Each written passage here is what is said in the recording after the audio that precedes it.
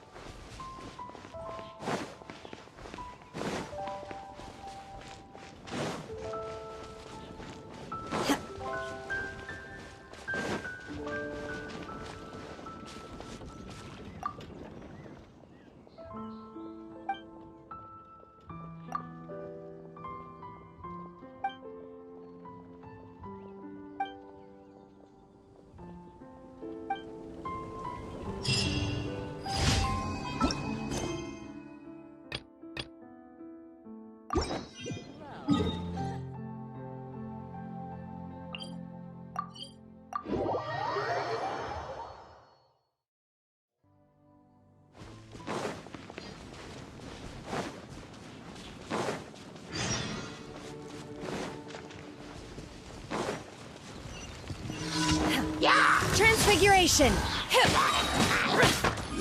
My will embodied!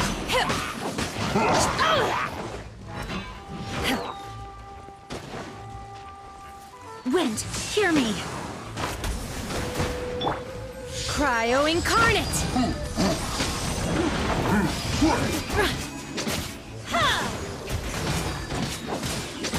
Forth, my blade! Submit for judgment! Obey!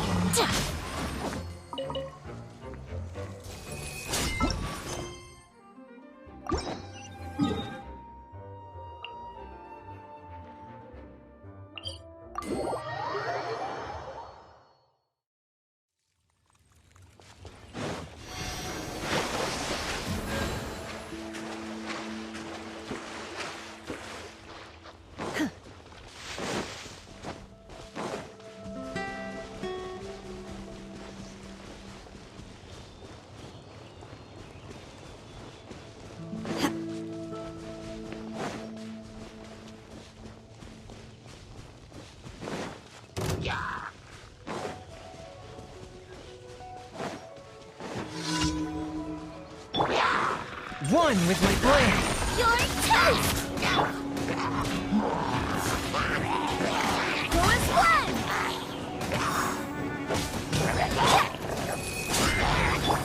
Transfiguration!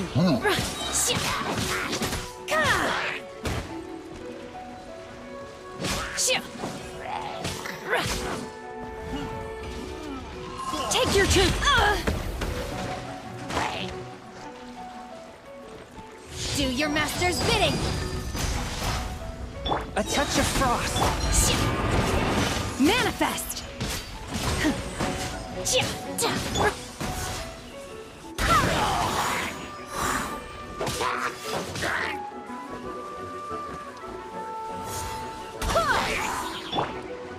Obey!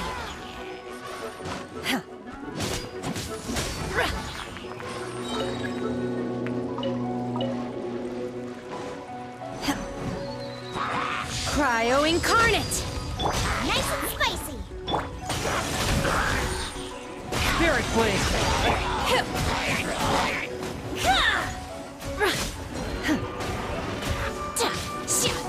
Manifest!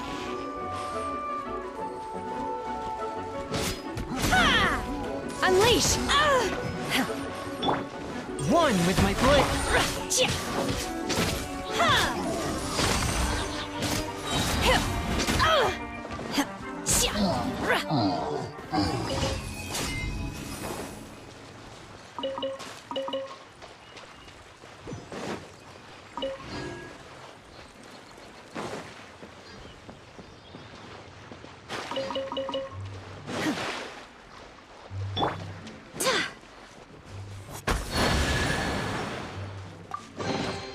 I hope the others find some.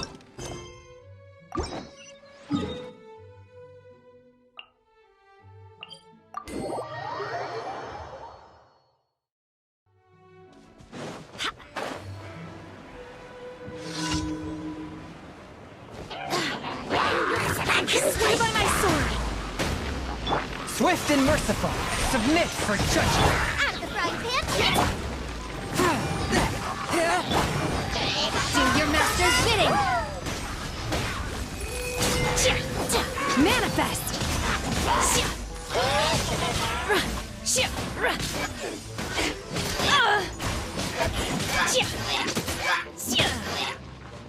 Unleash!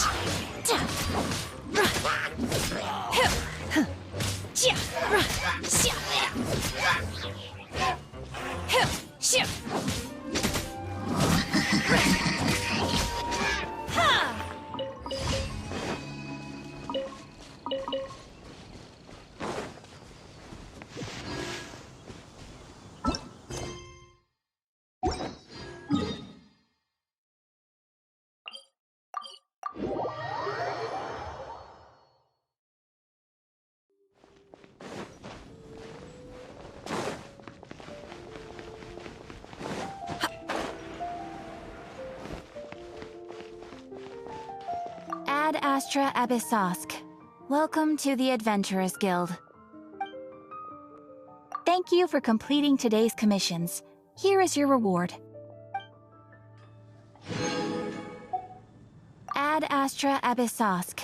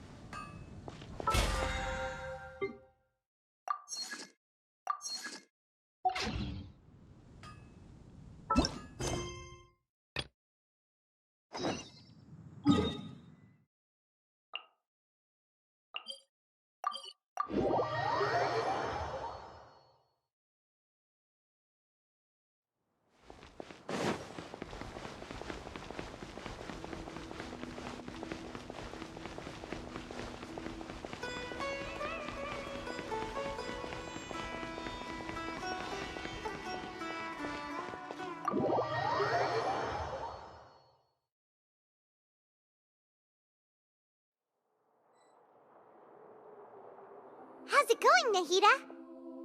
I'm done with the parts that needed my involvement to complete. Although it's my first time working with the Akasha like this, its internal structure and operation procedures are easy for me to understand. Greater Lord Rukkhadevata's design is truly brilliant. Oh, also, this is for you. Huh? What's this little floaty thingy? It's a small device I put together just now. You can think of it as an upgraded Akasha terminal. You may not need it right now, but it should be helpful in certain situations. Wait! This thing has the same characteristics as Paimon! We're both small things that float! Oh, all the things that make Paimon special got copied! When Paimon appears with the Traveler from now on, people won't remember Paimon because she isn't unique anymore!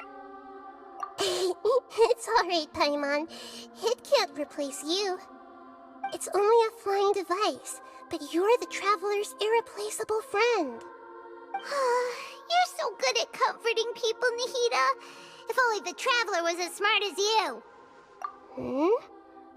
I was simply telling you what I feel to be the truth. I wasn't trying to comfort you. Nahida, you're natural at this. What you just said made Paimon even happier. By the way, there's something I need to confess. Even though I'm the Archon and in control of myself again, I'm not very good at fighting. You may have heard that an Archon's power is derived from their people's faith. However, I'm not as well loved as Greater Lord Rukkhadevata. If we get into a situation where combat is our only option, I'll have to count on you, and I'll do my best to provide support. I'm glad I can rely on you. So the God of Wisdom isn't good at fighting? That actually sounds about right. I've located where the false god is. Time is of the essence, so let's get to it.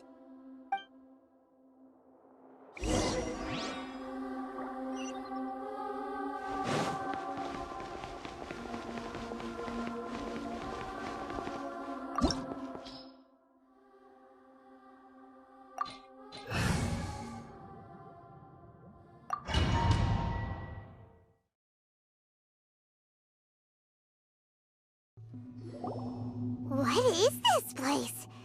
Is this really the way we need to go? Wow.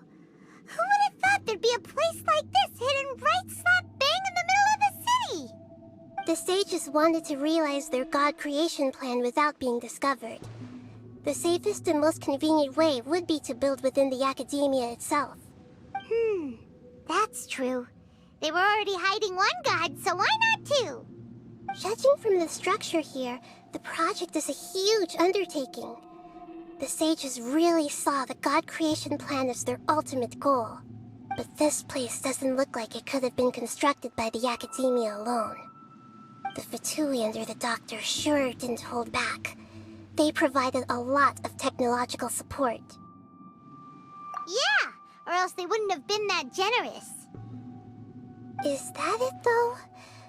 I've always felt that this doctor is different from the academia sages. He doesn't seem to share their sense of urgency. Instead of being interested in the end product, it's like he's enjoying the experimental process. The Fatui Harbingers are all such weirdos. So, the doctor being weird is actually normal. So, this Fatui that they're trying to turn into a god is called the Balladeer? We had previously come into contact with his consciousness. He harbors particularly strong obsessions. One is the desire for a gnosis, since he was created to be the vessel for one. The other obsession is probably related to his past. I can't quite explain it. Paimon knows that he was a prototype puppet for the Raiden Shogun before he became a Fatui Harbinger. That's why he wants a gnosis so badly. There's no way he'd willingly be a test subject. Not with that temper and ego of his. It sounds like you know the Balladeer quite well. I see. Tell me more about him and what he's like. The more we know now, the better we can plan for and react to any future situation.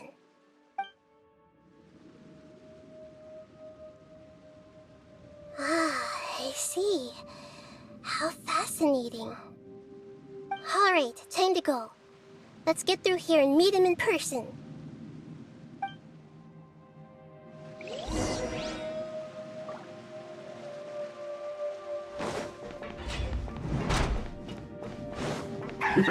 Work time! Let's be time to work! Go as planned! One with my blade! Spirit blade! Cryo incarnate! Time to fulfill my duty! Manifest! In your dreams! I slipped up!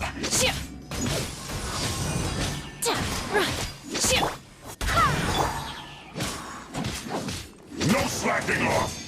Force my blade!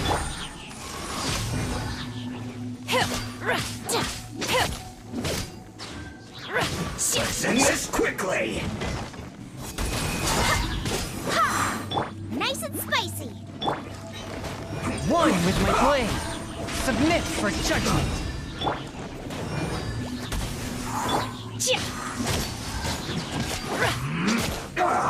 You will regret this! By ordinance divine! My will embodied! I guess this is it.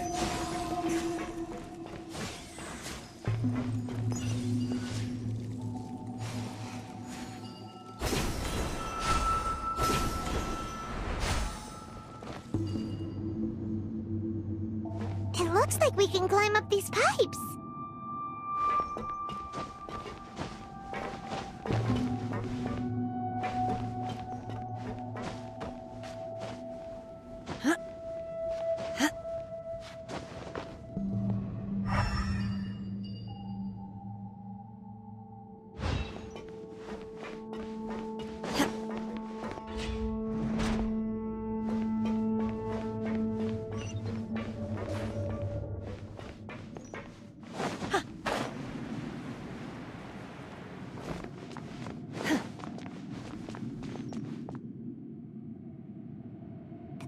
On the ground seems all messed up. Let's go around and see if there's a way to fix it.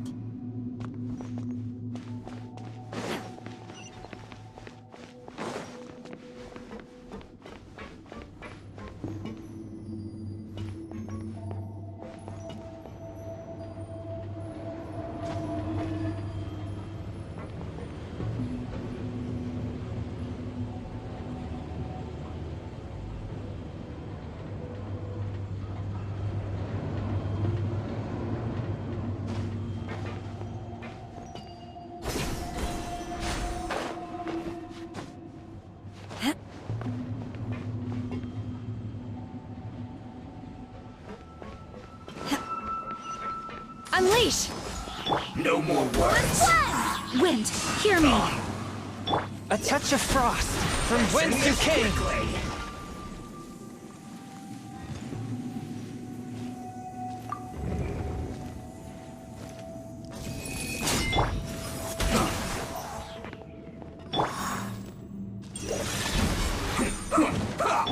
Obey! Transfiguration!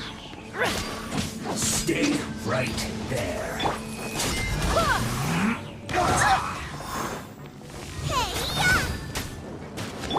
One with my blade. I slipped up.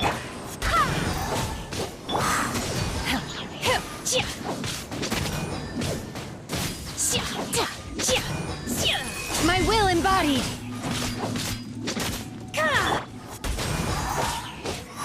Swift and merciful. This isn't good.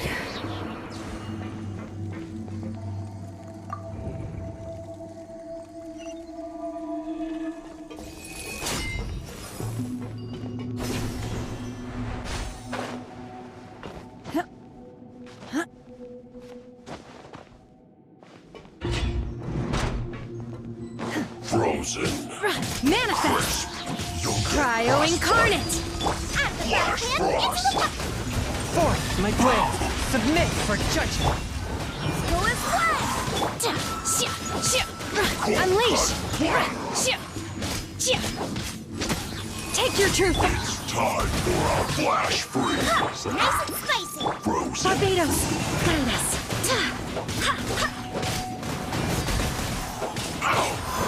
Oh no! Swift and merciful. Obey! Two. Pay your dues. By ordinance divine!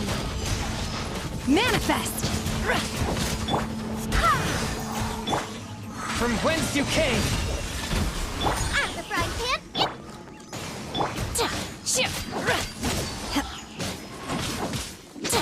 Prepare yourself. Robot, get them! Go as one! Forth my blade. Obey! Transfiguration! Can't run from death.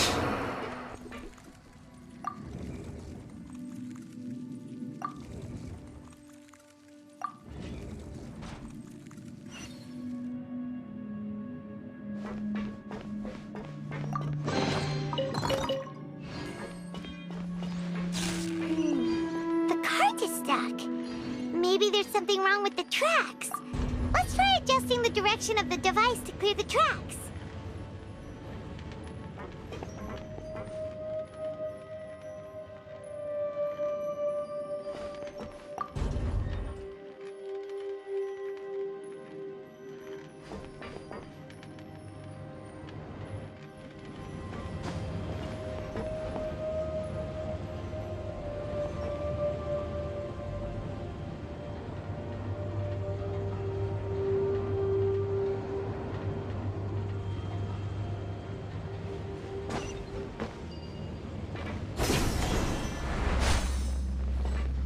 Unleash! Have a load of this! One with my blade. Spirit blade. Hip! Shouldn't get careless. Obey! Ha! Chia! Hip! Chia! Chia! Hip! My will and body!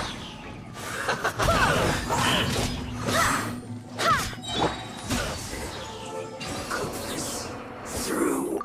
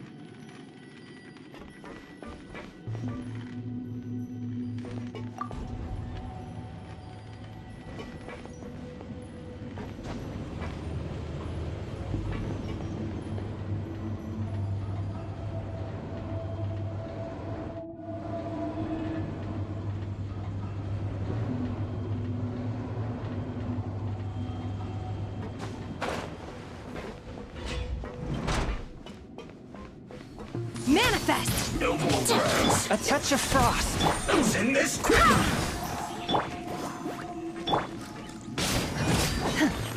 Hip! Chia! First. Take your true form!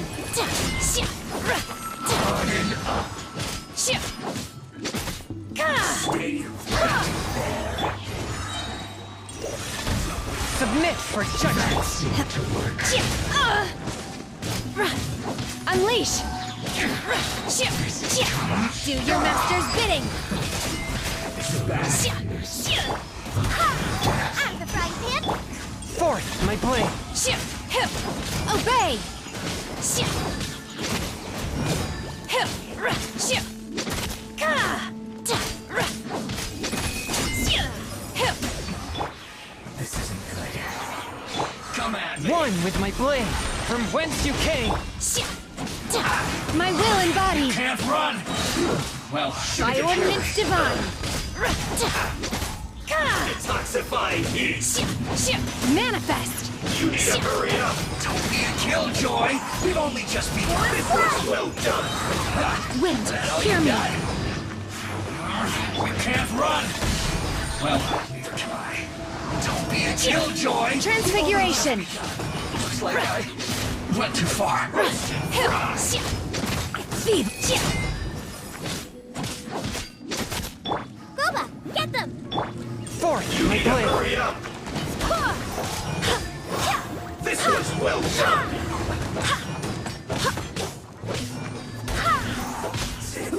An unfortunate fault.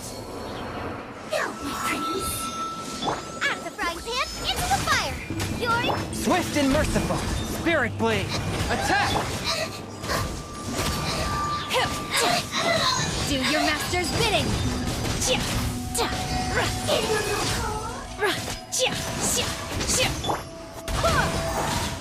Boba, get them! It hurt!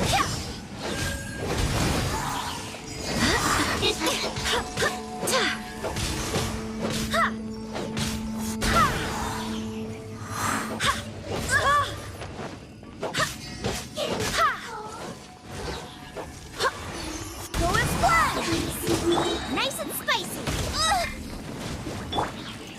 My will embodied! Obey! Forth, my blade! Submit for judgment!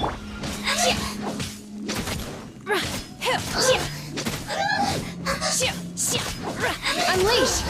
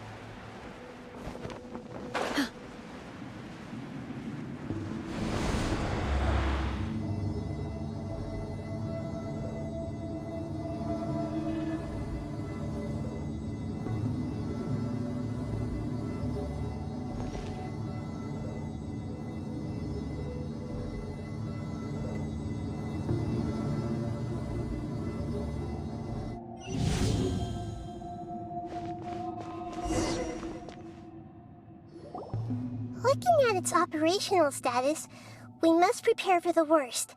The god they wanted to create is likely close to completion or already completed. Oh no! What should we do? Paimon can't imagine how hard it would be to fight against a Fatui Harbinger with a Gnosis! Are you nervous, Paimon? If you really want to know... Of course Paimon's nervous! Aren't you too, Nahida? Yes, I am. This is probably the first time I faced with a calamity of this degree since my birth. I feel not just nervous, but curious as well. Curious? Curious about what? Curious about our fate. To me, everything we perceive in this world, everything we learn, and everything that happens to us is considered knowledge. And if it's a form of knowledge, then it can be understood. However, only fate is about that which has yet to occur, so it has always drawn my curiosity. So to me, fate is the ultimate knowledge. That's also why I love observing humans and all the things that happen to them. It all brings me great satisfaction. And now, at long last, I'm not just an observer anymore. I will personally experience my own fate with you by my side. Isn't this such a wonderfully exciting thing? Ah, so that's what you mean. Paimon thinks she understands what you're feeling. Agreed. Okay, let's continue on. I can sense his aura from here.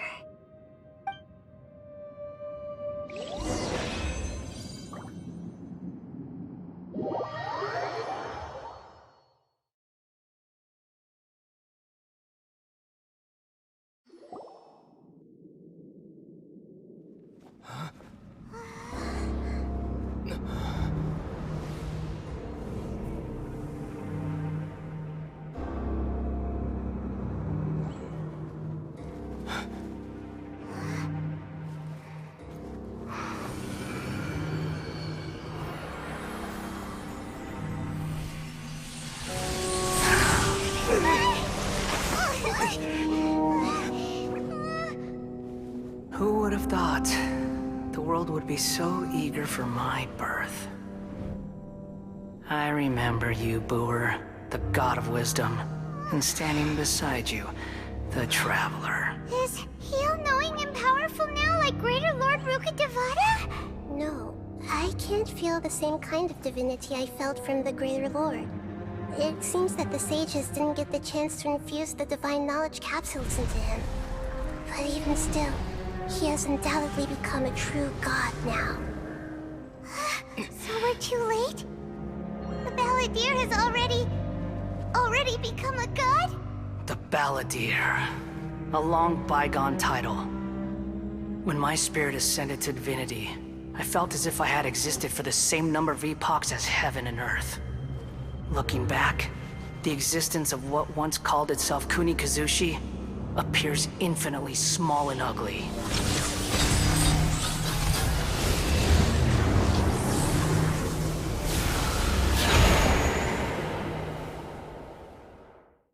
This imposing aura, it really feels like the gods!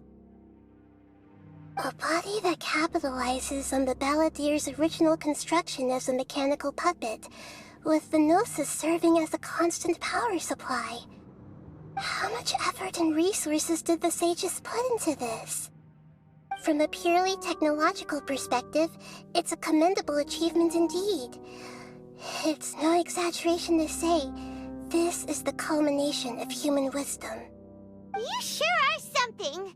Dishing out compliments at a time like this?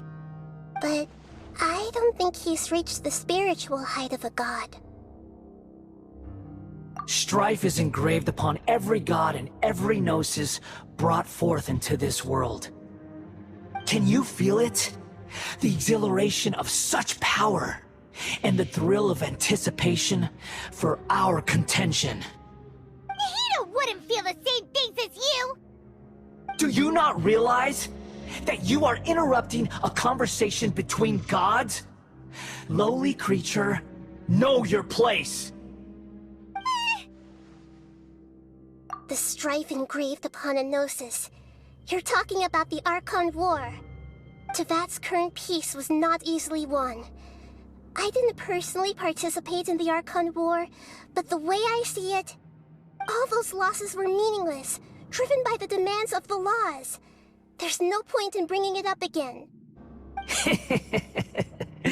Is that so? Yet I am deeply disappointed that I was never allowed the fortuity to personally participate in the Archon War. This is a first. Encountering a god in this world who does not crave power. No wonder your own people have abandoned you, god of wisdom. Your judgment is as your existence, unsubstantial. This is where everything ends, Booer, the god of wisdom. You should know that wisdom cannot solve every problem. Like now, where your only option is to face me in combat. Come! Let us reenact a scene of the Archon War. Come and inaugurate my birth as a god.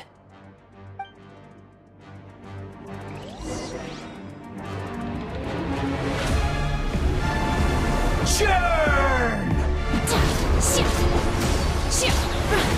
One with my blade. From whence you came! Take your true form. Manifest. Perish!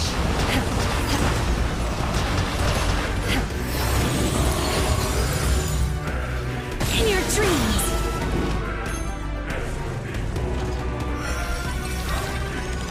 At my command, you shall fall!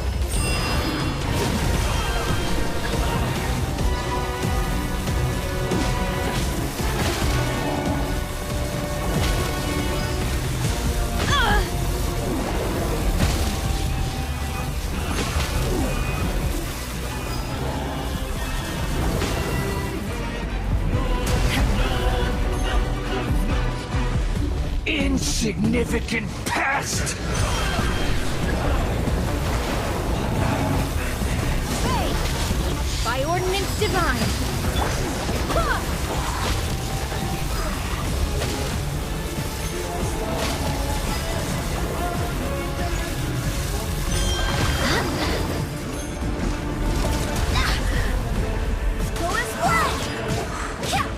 My endless cycle begins!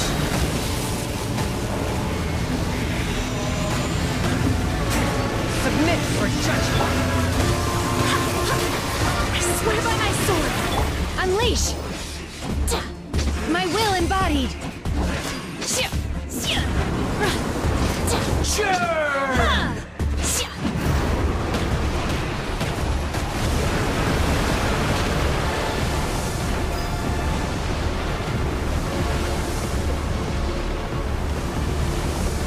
Insignificant pest!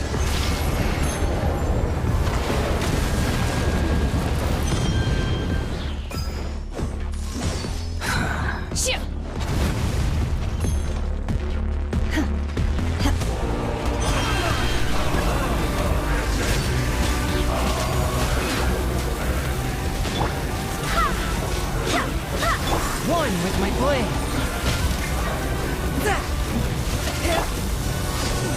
Do your master's bidding!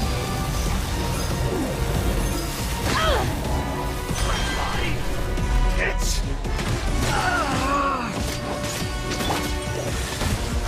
Whence you came! At the frying pan!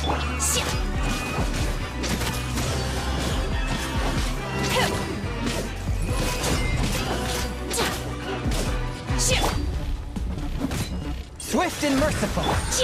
Unleash!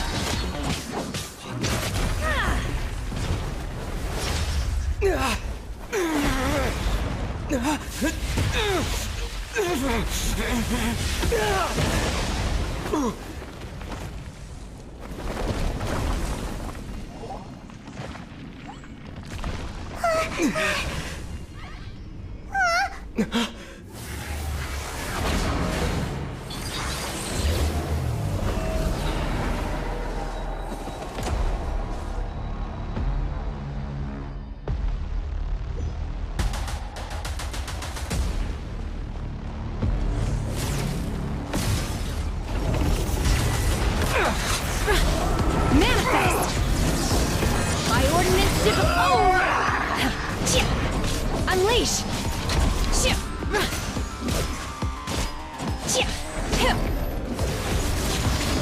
Kneel!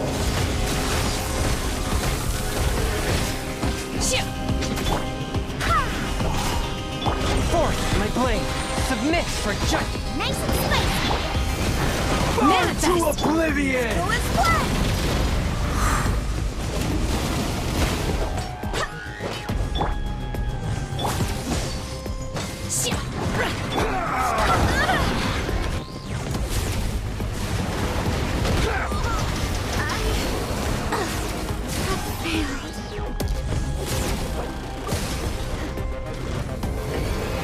Reality is pain!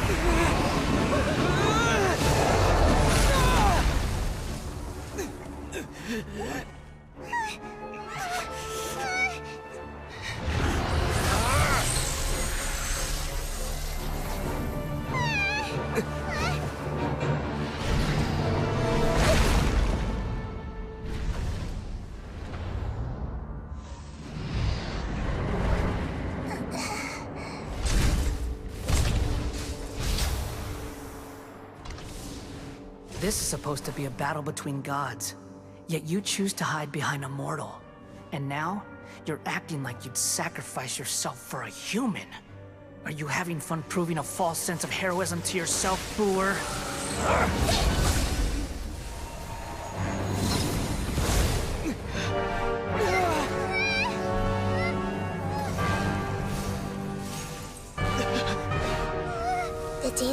construction is almost complete. Do you even know how many times you've tried to take my gnosis from me?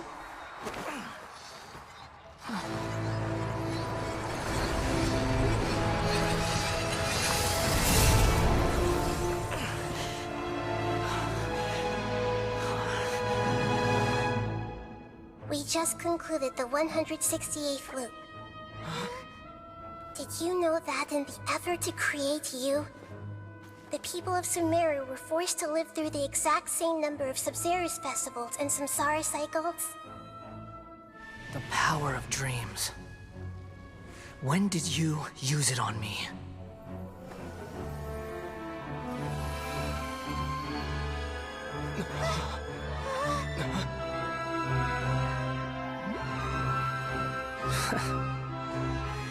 You can't even defeat me in a dream.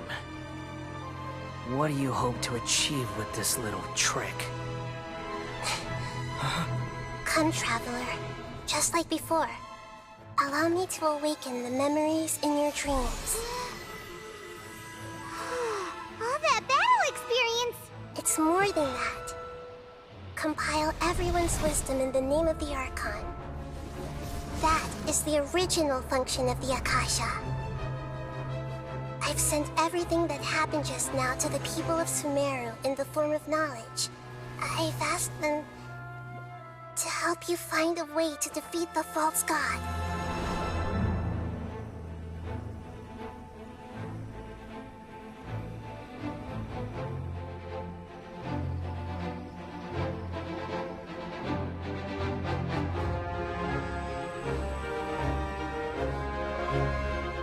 Now, all of Sumeru's wisdom is at your disposal. Meaningless tricks won't save you.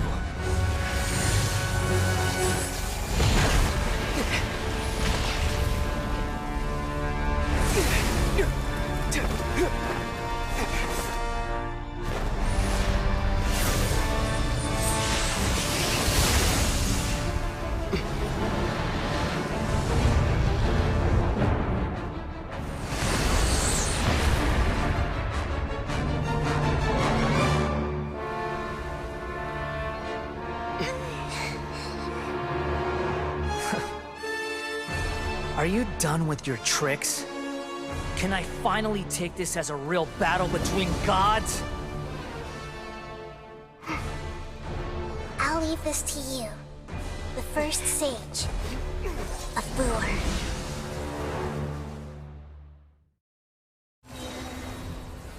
A thousand eons, mine to dominate!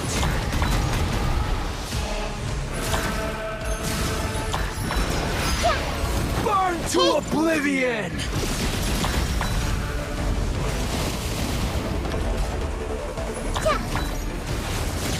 Kneel! Make yourselves at home!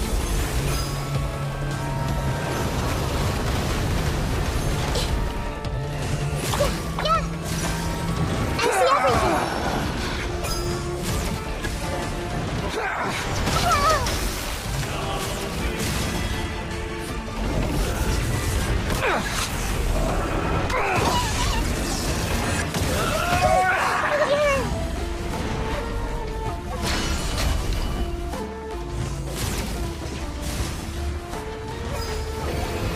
Reality is pain!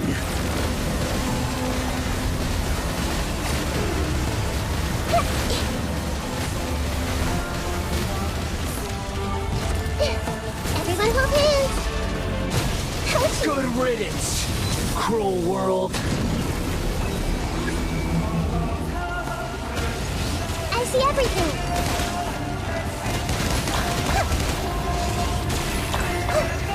Swift and merciful. Spirit blade. Obey! Do your master's bidding! Unleash!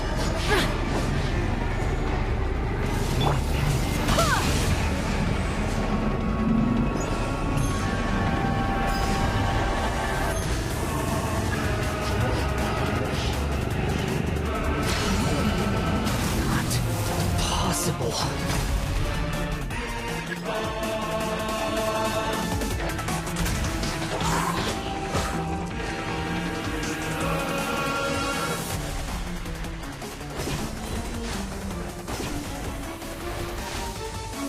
Barbados, guide us. You're toast! By ordinance divine. Hup, shia. Shia, shia.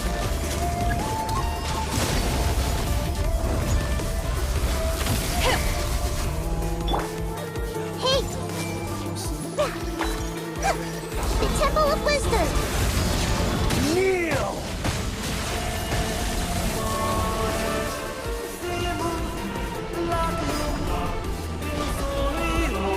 Everyone hold hands! Reality is pain!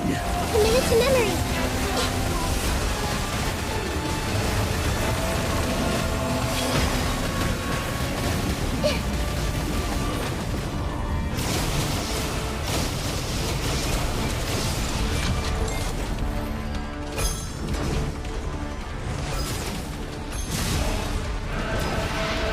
Burn to oblivion!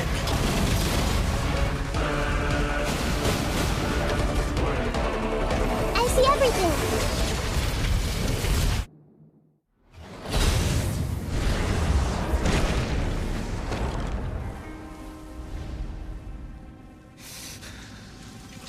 Humans. Filthy humans.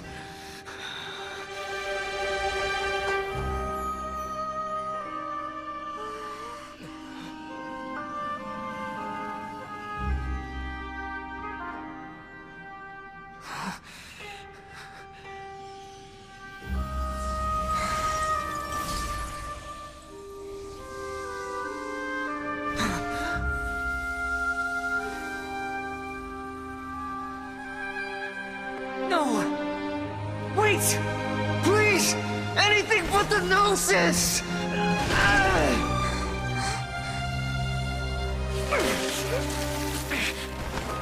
That's mine!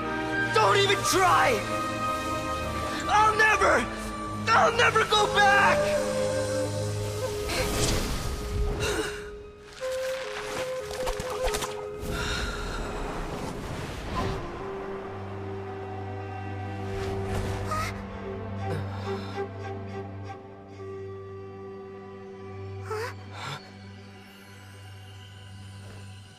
We haven't yet found the answer to the most important mystery. Irminsul is still waiting to be saved. With the power of another Gnosis, we may now finally understand the last memory of Greater Lord Rukkhadevata.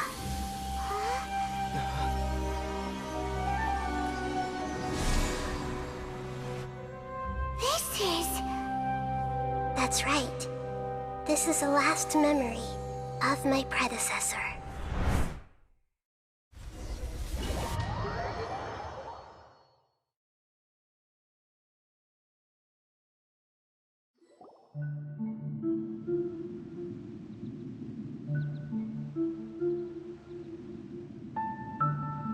Huh.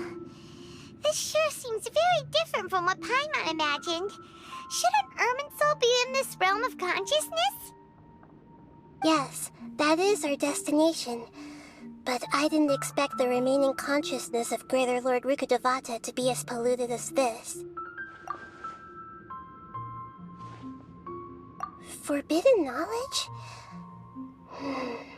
It seems you know about a concept that even I don't completely understand. Could you tell me what you know?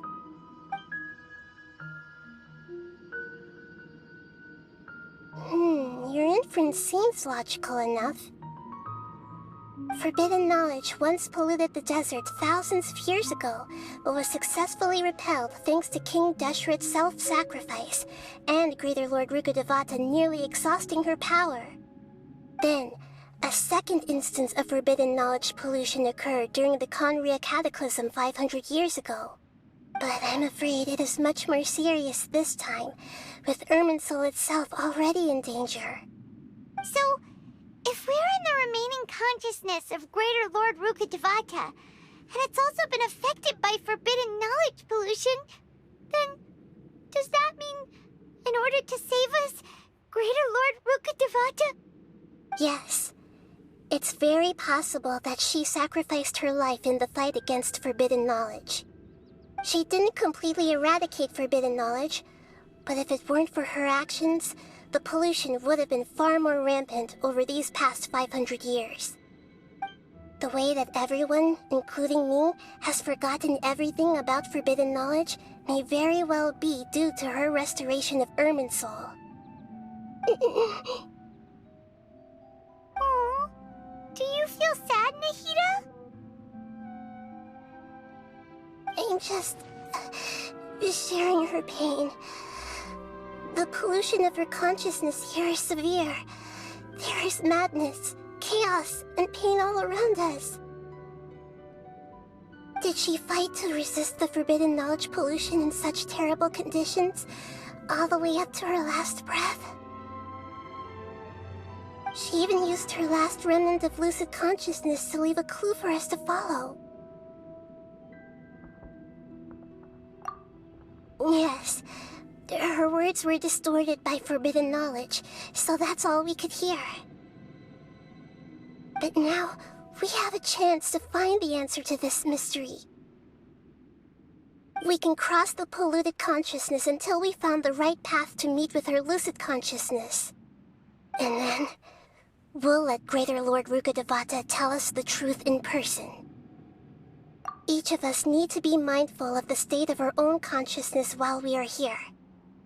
Even with the Gnosis' protection, we must always keep a clear mind.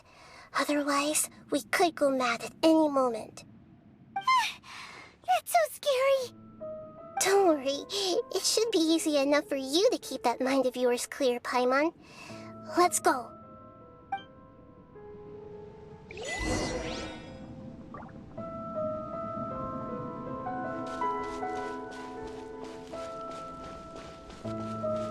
Are we in the air? And why is there a huge boat? That's the boat of consciousness, which symbolizes reason here.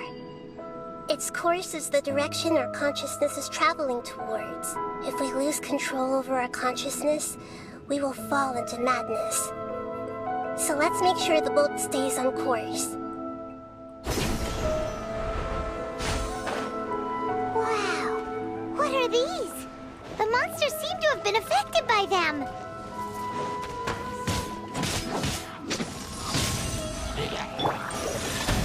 Submit for judgment!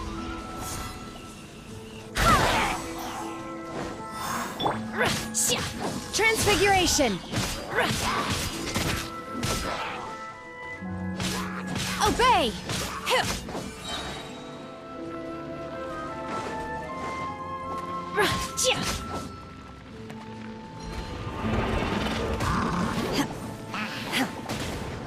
Do your master's bidding! One with my blade, from whence you came! Go and splash!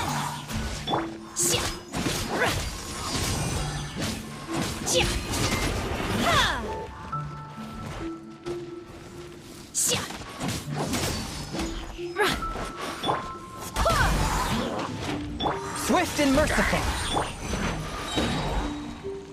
By ordinance divine!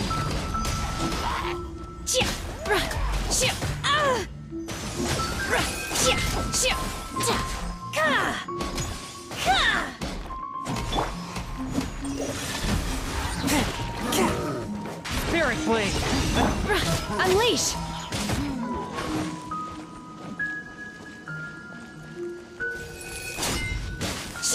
Manifest!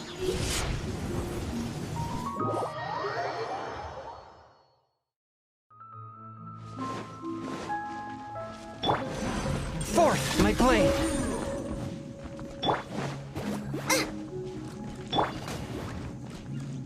Take your true form!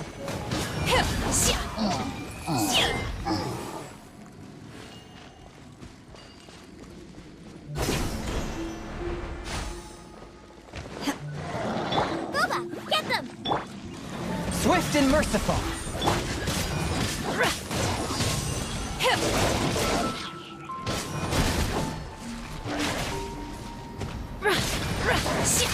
Transfiguration!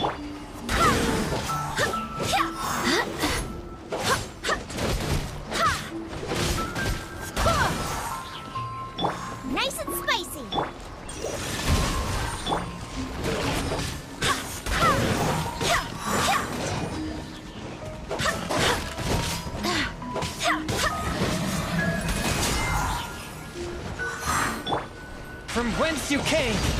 Out of the frying pan, into the... One with my blade. Go as one! Ha!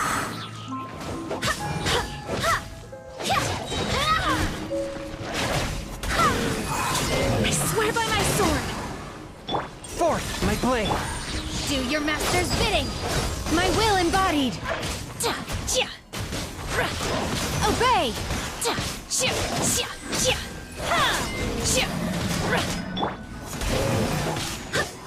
Boba, get them! Submit for judgment. One with my blade.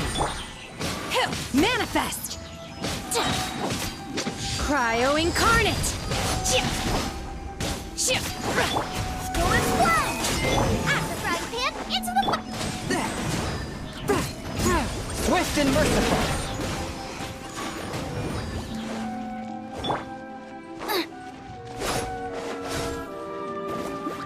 Race you! Ha!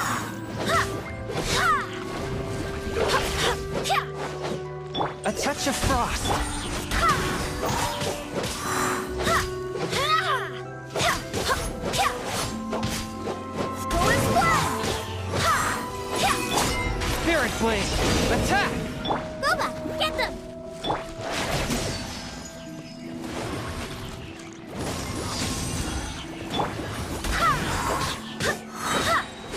Wind, hear me!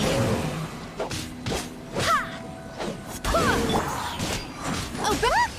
Four-leaf sigils have appeared in the sky!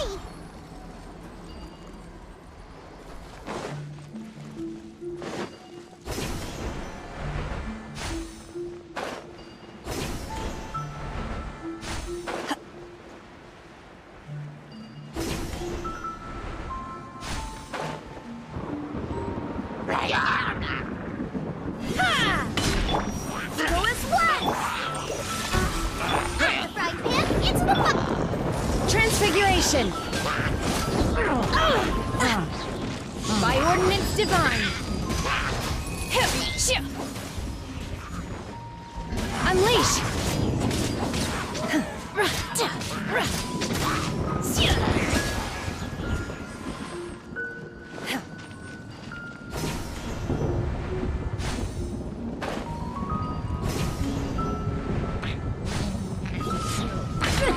Take your true form!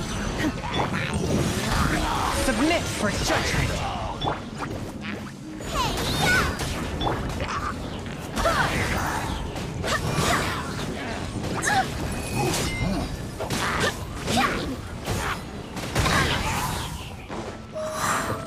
Forth, my blade.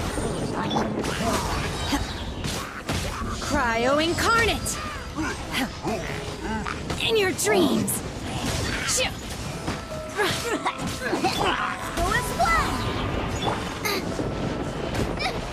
Help! My dinner is attacking me!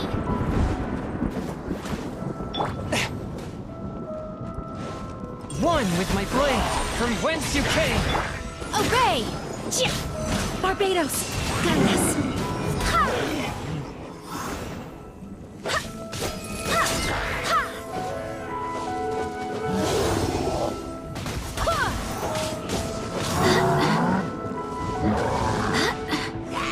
Boba, get them! A touch of frost. Do your master's bid, you will regret this!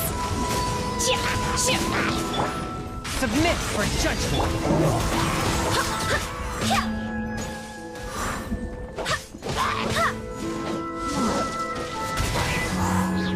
Forth, my blade. My will embodied! Unleash! By ordinance divine! Spirit blade. Attack. Go as one! Wind, hear me! Take your true form!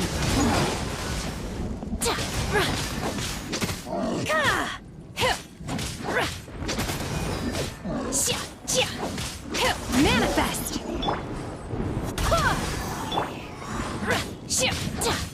A touch of frost. Out of the frying pan, into the fire! Eat this! Submit for judgment.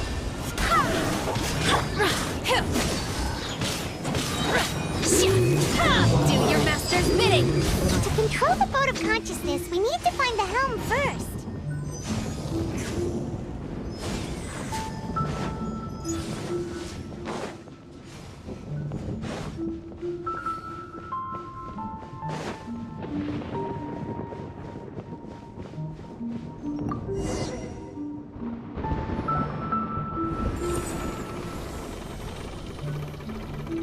We changed direction. Are we still going the right way, Nahida? Mm-hmm. Judging from the current route, the boat of consciousness will soon take us out of here.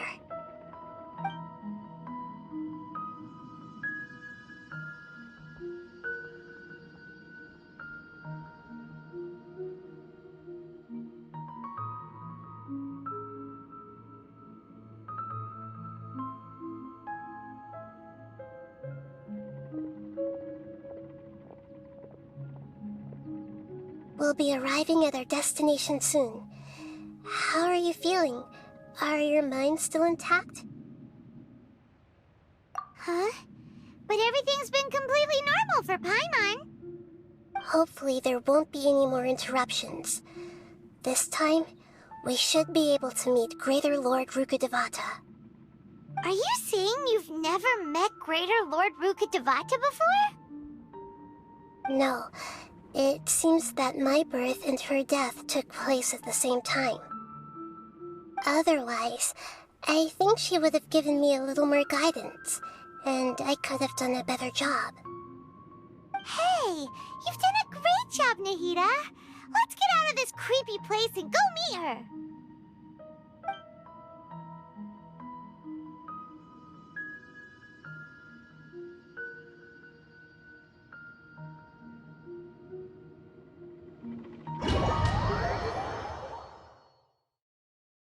So, is this the place you were talking about? The base of Irminsul?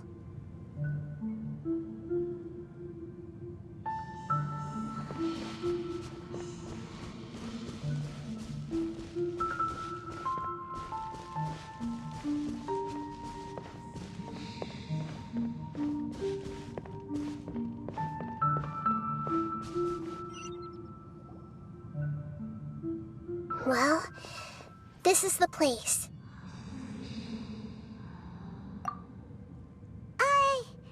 We're here to find Greater Lord Rukkhadevata, right?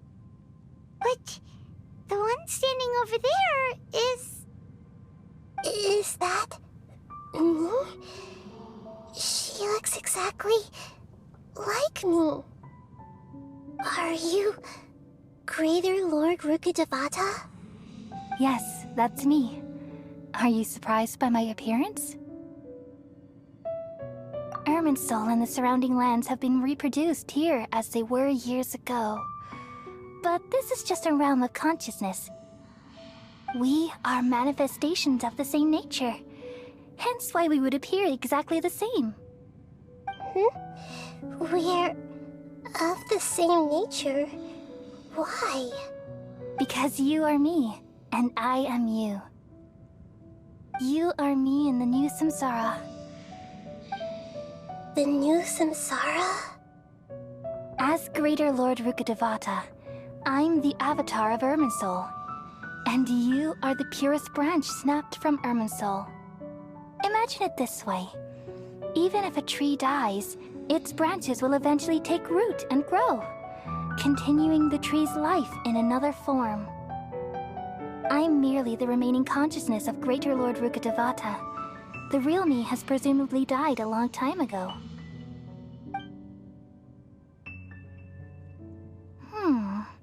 Judging from your appearance, I've probably been dead for 500 years. But you're finally here. My new self in the samsara. If this is true, then am I going to be a great Archon like you someday? Though we share the same nature, our fates are bound to be different. All things have their own fate. When a branch grows into a mature tree, it won't be the same as the original tree. That's why fate is the ultimate knowledge, isn't it? That's a great insight. Yes, very good. It's also precisely why you won't become like me. Really? But perhaps you may become an even greater Archon than I. I already see a determination in you that I didn't possess in my time, and the future that it leads you to will be yours alone. Along with the blessings from your past experiences. Don't worry, the growth of wisdom is like that of a plant.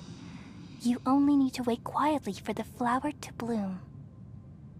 Come to think of it, the sages never had the faintest inkling of the meaning of wisdom.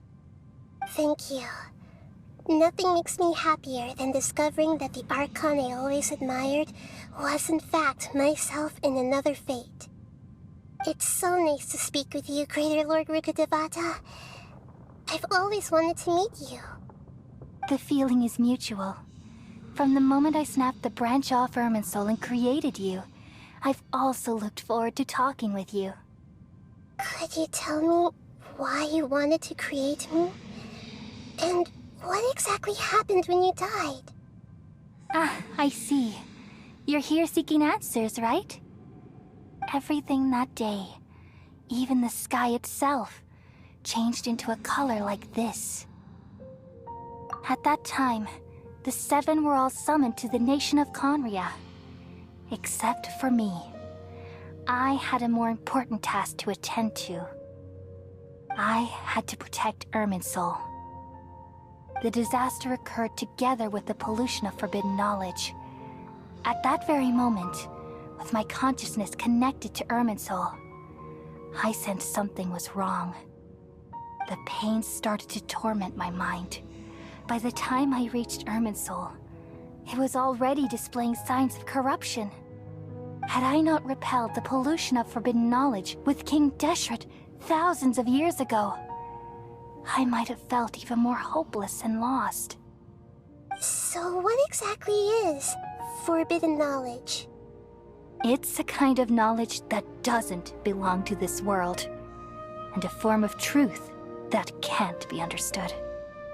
It came from the very bottom of the abyss. Even I could never understand it. The world is constantly rejecting it, leading to all kinds of bad phenomena. If we allow forbidden knowledge to pollute Irminsul, I'm afraid the entirety of Teyvat could fall apart. So, there's knowledge that even the God of Wisdom can't understand? At that time, I knew I couldn't repel the forbidden knowledge with my strength alone. Which is why I created a device that compiled human wisdom and named it the Akasha. It's truly the world's most amazing invention. Thank you. For a long time, I thought dreams were the fruit of human wisdom. Though it was selfish to do so, I borrowed people's dreams using the Akasha. Then I compiled their wisdom and all of my own power. Well, did it work? Thanks to the wisdom of the people of Sumeru, almost all the forbidden knowledge was cleared from Irminsul. But things didn't go as smoothly as I thought. I had a terrible headache, which gave me an uneasy feeling. And then I remembered that my consciousness was also connected with Irminsul. It brought me knowledge and wisdom, but vile corruption as well. From the very beginning, my existence had been polluted by the forbidden knowledge. Oh no, how could that happen? I've experienced that pain in your consciousness. It must have been a horrible experience. Yes, but my feelings weren't important. The important thing was that even if I died, my existence and everything related to me would continue to exist in Irminsul as memories and knowledge, meaning that the forbidden knowledge couldn't ever be permanently eradicated. And there's no way for me to eliminate myself. It would be a sort of paradox. So, I took the purest branch of Irminsul as my incarnation in the next samsara, and left a trail of clues. All in hopes that you would come here and remove me and my pollution from Irminsul forever. Wait, no, I can't. So you realize what that implies? You are very smart indeed. Irminsul has all the knowledge and memories of this world. And as you've realized just now, removing me from Irminsul means I essentially will never have existed in this world. But this is the only way to save Irminsul. People love you so much, and they've missed you so much over the past 500 years. I am exactly the same. So how can we just forget you like this? Is there really no other way? There must be something else I can do. You're the god of wisdom, Booer. You should know that there is no other way. But this is so cruel. I don't want to forget you. No need to feel so sad, Booer. As someone who delights in wisdom, you should feel joy at finally finding the answer. These are the words in their entirety. The answer you've been seeking all along. Let the world completely forget me.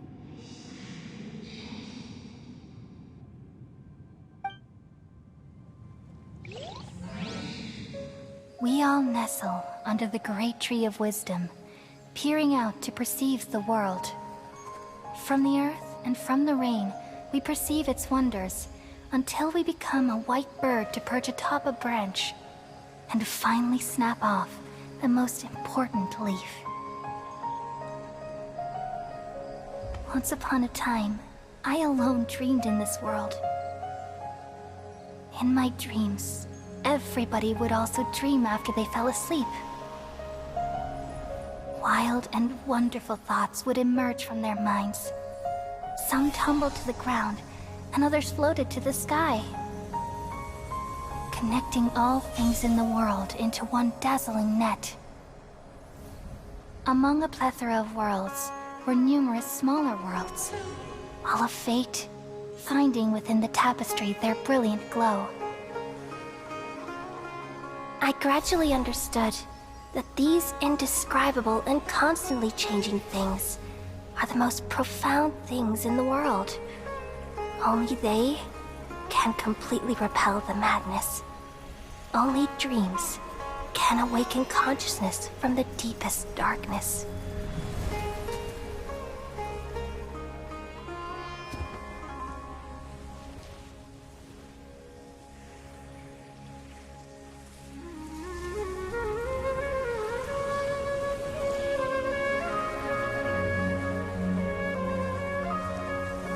I'm the one who posed this question, yet also the one who sought a solution. Saving the world with the dreams of the people used to be my answer. And now, you've also found your own answer, and I shall return all the dreams to the people.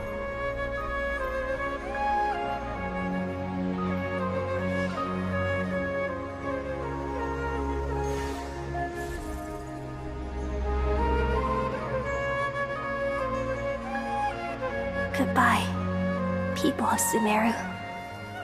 May you be blessed tonight with the sweetest of dreams.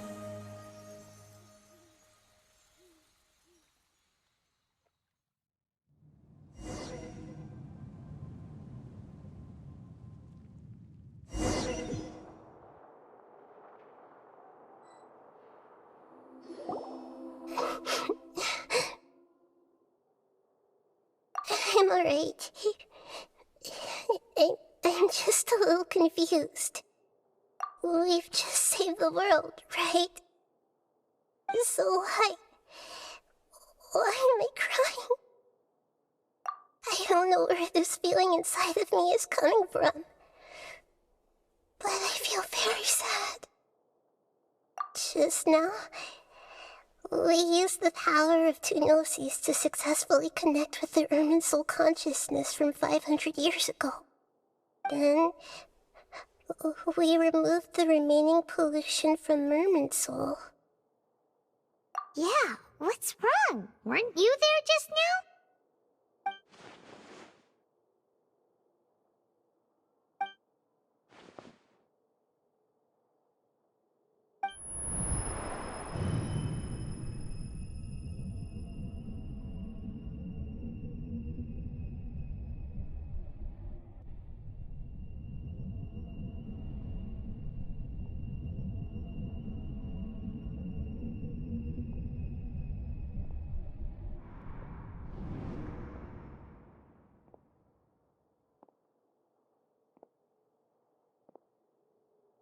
Huh? That sound. Traveler! Paimon! I've been waiting here far too long. But finally I have the chance to be alone with you. All the precious time I wasted has finally paid off. The doctor! What have you done? Just a type of sound wave that can quickly put defenseless people into a dream. As I expected, it doesn't have any effect on gods. This is the only thing of interest I found among the sage's research. I thought I'd take it for a little spin. Don't worry. I know you would never forgive me if I actually killed them. I'm here to negotiate with you. Naturally, I won't do anything dangerous that could potentially damage our relationship. Negotiate with me? I heard you had already left Sumeru. Why are you here again now? I left Sumeru, but I also stayed in Sumeru. Even the God of Wisdom is restricted by the habits of cognition. How disappointing. You mean there are many different versions of you in this world? An astute guess. Even the same individual will have different cognitions at different ages. A long time ago, I made a major decision in hopes of preserving all my perspectives of how I observed the world. Observation is the first step of any experiment, but observing the current world doesn't satisfy me. It lacks an important dimension, that of time. So I saved segments of all my ages and made them into independent individuals. That's all there is to it. Indulge me. How does the God of Wisdom find my method of seeking knowledge? It's an insult to the very concept of life. Life inherently has many rules and restrictions, each with its own significance and reason to exist. They can't be broken on a whim. Good. Amazing, even. Indeed, it's difficult for humans to make peace with themselves, not to mention oneself from a different period. Since you were in the academia, why wait until now to show up? You could very well have stopped us and helped that fake god. Simple. Let me ask you this. Would any staff member ever help the subject in the middle of an experiment? It was my experiment. So why should I interfere with the results? The academia saw the plan to create a god as their ultimate goal, yet you only saw it as an ordinary experiment. You really are crazy. If the experiment succeeded, you would have had a new god on your hands. How would you have faced your own god then? Would you still take the same stance?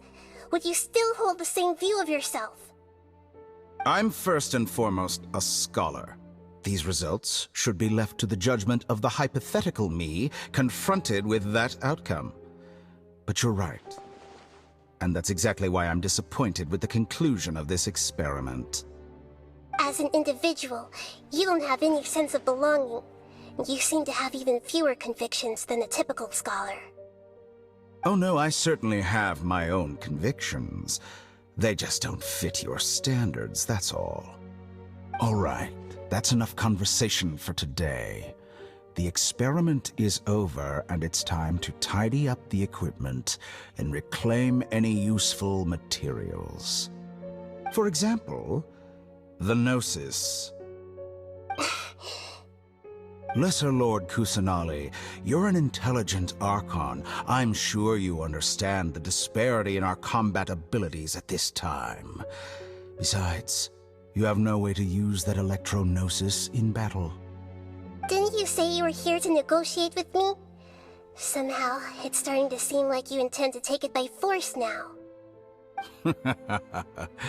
I'm merely stating a fact. After all, I'm also a scholar. Naturally, I hope to show proper respect and dignity to the God of Wisdom. Your hypocrisy is built on absolute confidence.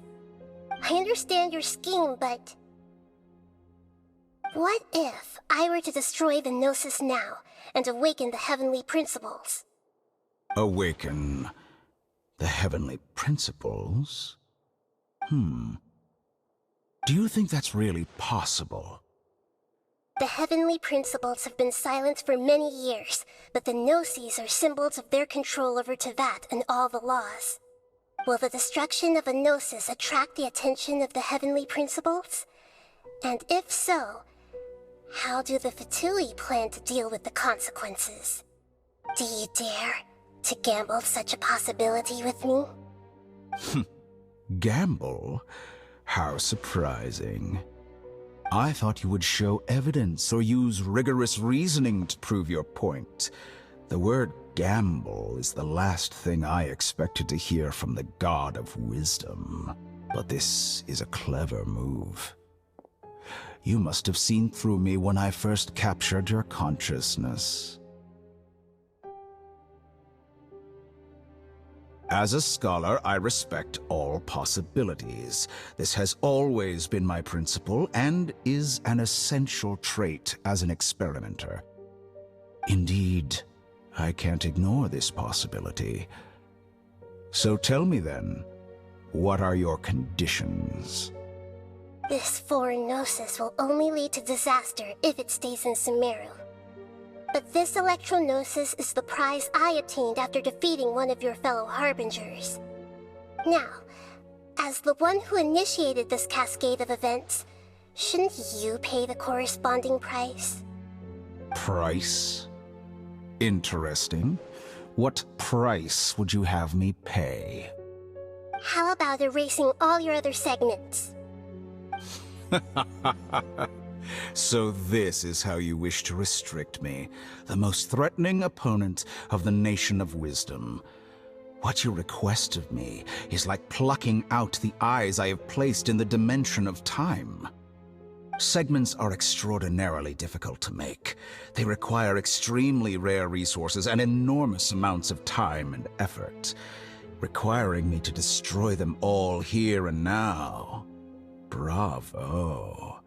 A suitably wise decision on your part. Yes, how very interesting. Can I assume that you have long been wary of me? Among all the versions of me, this segment you see now is the most selfish. If it weren't me, your idea wouldn't have worked. What did you see when you were imprisoned? You were observing me, and that's how you know I've long grown tired of their doubts and endless arguments. Like you said, it's difficult to make peace with yourself. Being as smart as you are, have you managed to do that? I see. If you think all those versions of me are worth a gnosis, then deal. You sure didn't hesitate much. Is the relationship between all the versions of you really that bad? I don't think there's any need to dwell on that. The surplus versions of me can be exchanged for a gnosis. Do you think anyone can offer themselves at a higher price? Besides, with my abilities, it's only a matter of time until I find better perspectives. Perhaps it's best to say, you're just temporarily ahead. But what I'd like to know is, how can you be sure that I've really erased them? I can see your remaining honesty.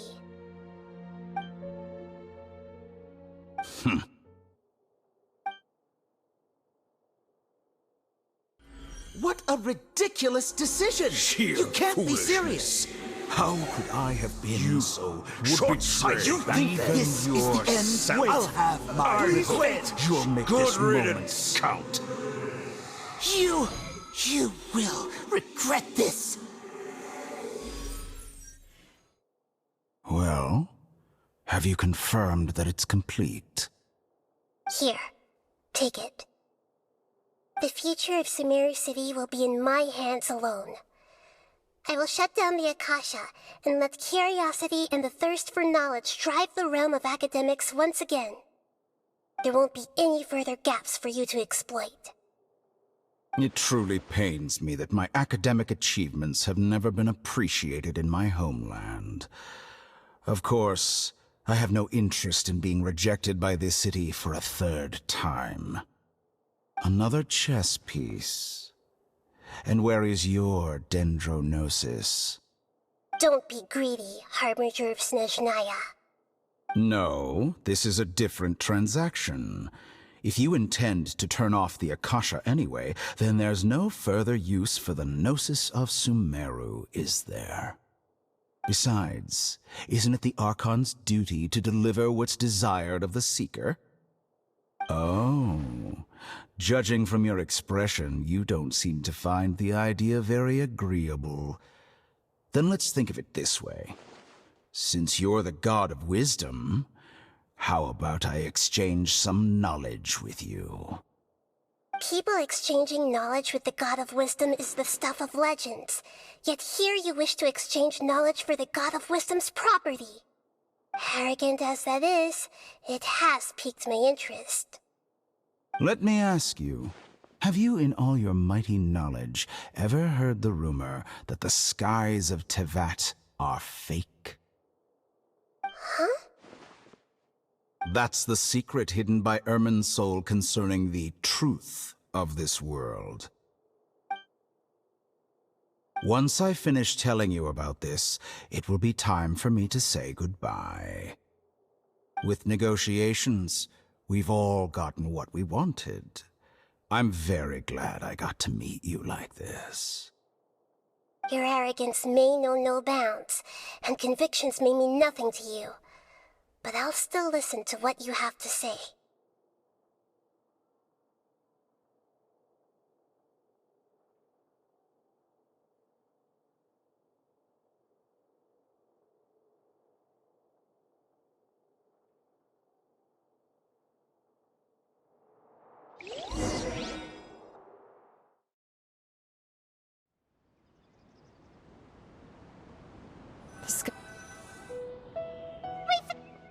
Together! Okay. Wake him up.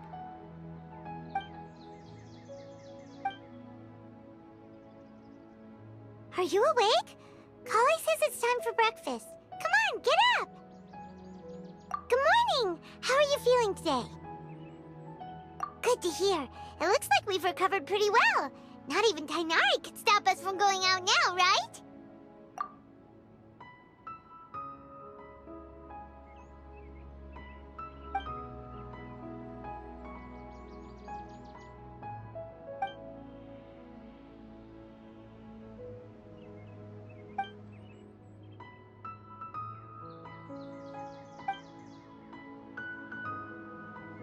Come on, Traveler, let's go! Sure, little girl must be leaving soon.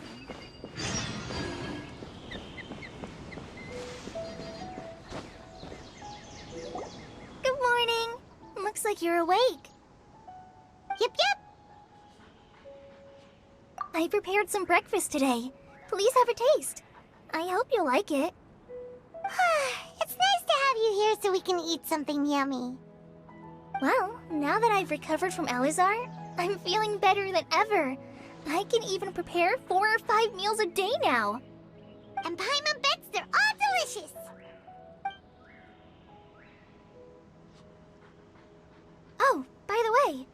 Someone brought a letter for you after you went to sleep last night. Nope. Paimon wanted to read the letter with you after you woke up, so Paimon didn't open it. Alright, let's read it now. Oh, it's from Nilu! Ahem. We're going to hold a feast at the Grand Bazaar and celebrate Cyno's reinstatement as the General Mahamatra. As heroes of Sumeru, please be sure to attend. I'll wait for you. The date of the banquet is written on the back. It's in 2 days. Oh, I've also heard that you've become heroes here as well.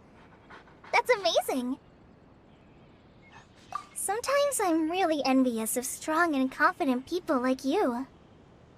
Oh, you're embarrassing me. Anyway, let's go to the Grand Bazaar to have a look. Oh, before you leave, be sure to inform Master Tainari.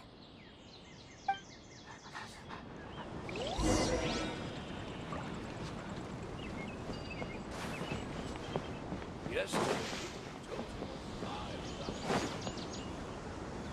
Tainari!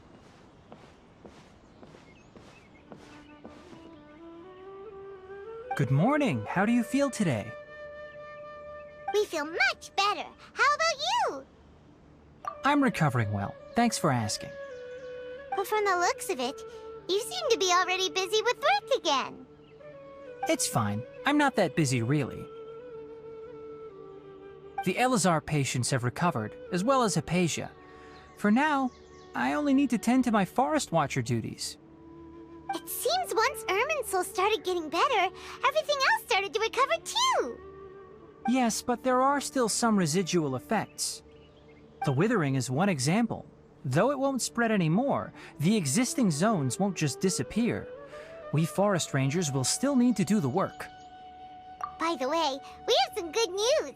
Cyno got his position back. This news is hardly new. He had already mentioned it to me before. Huh? You mean he was already here? Why didn't he come to say hi to us? He visited once, but he was afraid of disturbing you while you were resting. He just asked me a few questions and left. Then you probably already know all about the celebration feast. Celebration feast? No, I haven't heard anything about that.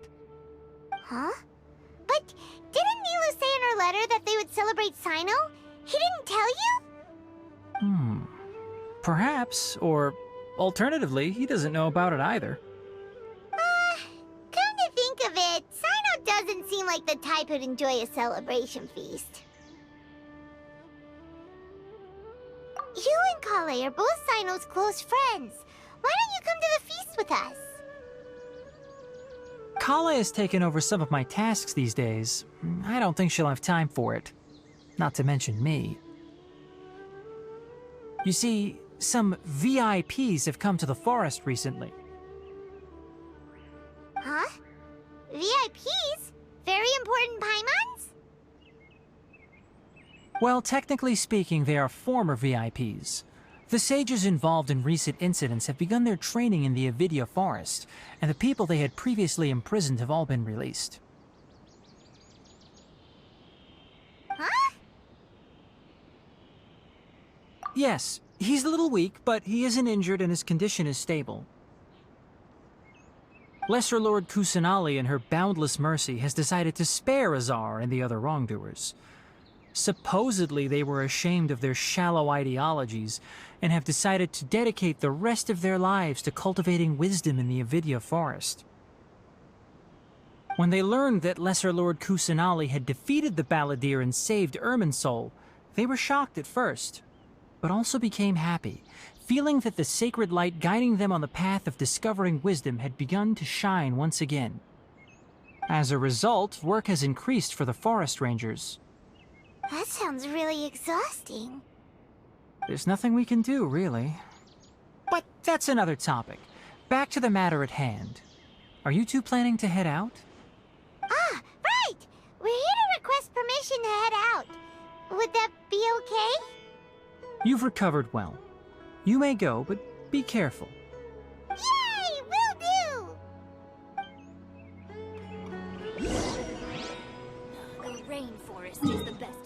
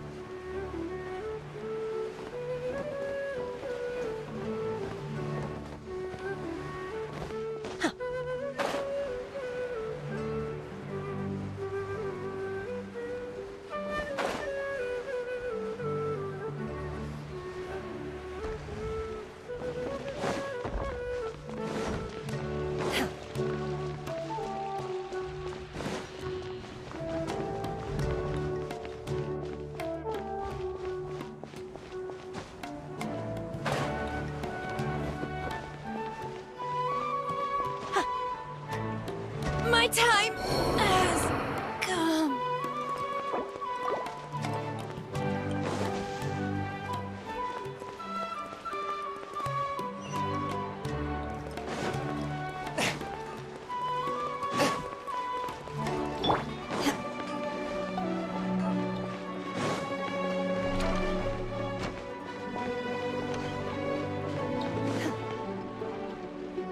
Well, there won't be any problems if the feast starts at that time. Everything has already been prepared. Mr. Zubair, I finished tallying things up here. Well, except for the guests.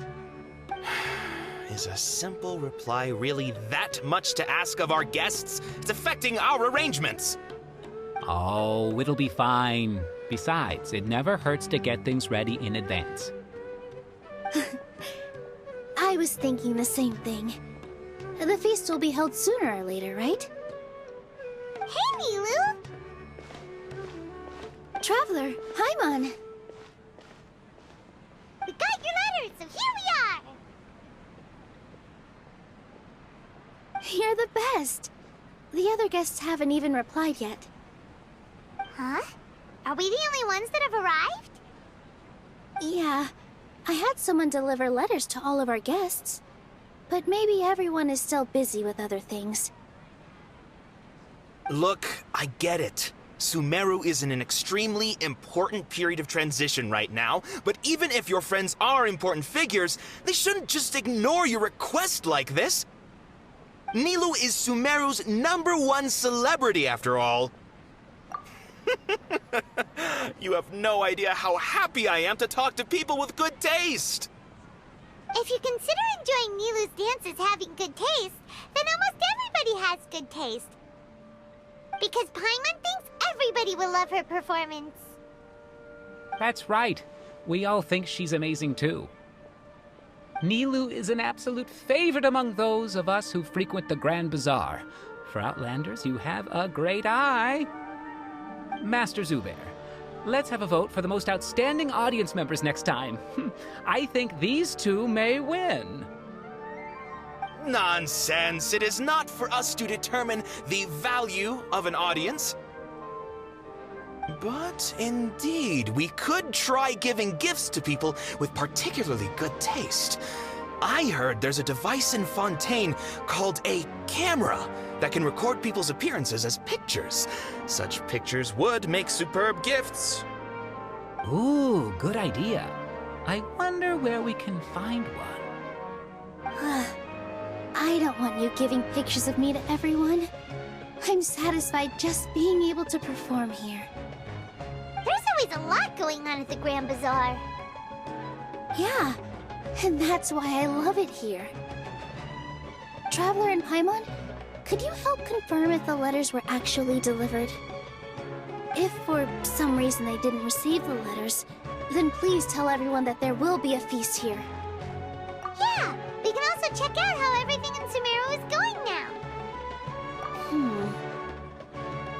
When I wrote the letters, I heard that Dia was in Port Ormos, and Alhaitham was at the Academia. As for Sino, we've only heard that he appears at the Academia from time to time. I'm not too sure about Ramon's whereabouts. My guess is that he's with Dia. As for Dunyarzad, I just hope she's feeling better. I sent her a letter, but I was afraid of disturbing her. If you have time, please ask about her for me. Okay, got it. Let's go, Traveler.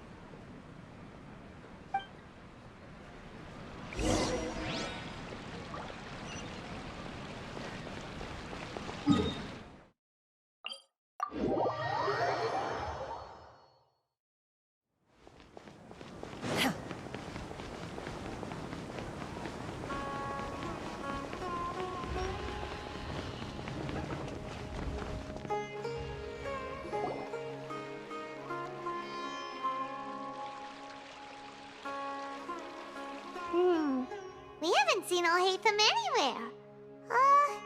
Let's ask that person over there.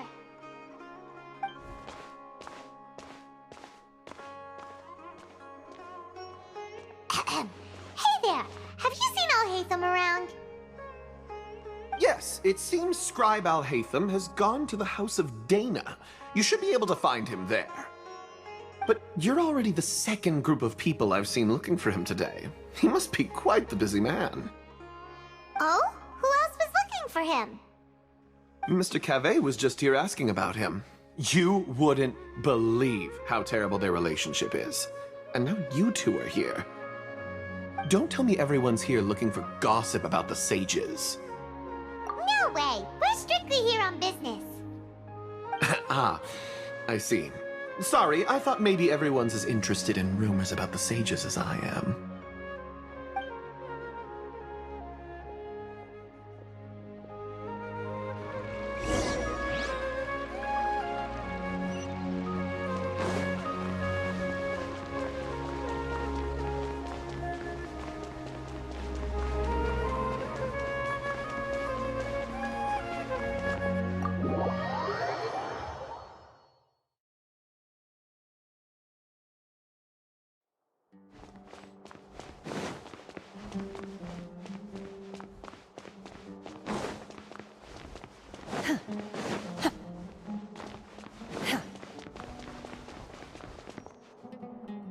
Al-Haytham should be around here somewhere, right?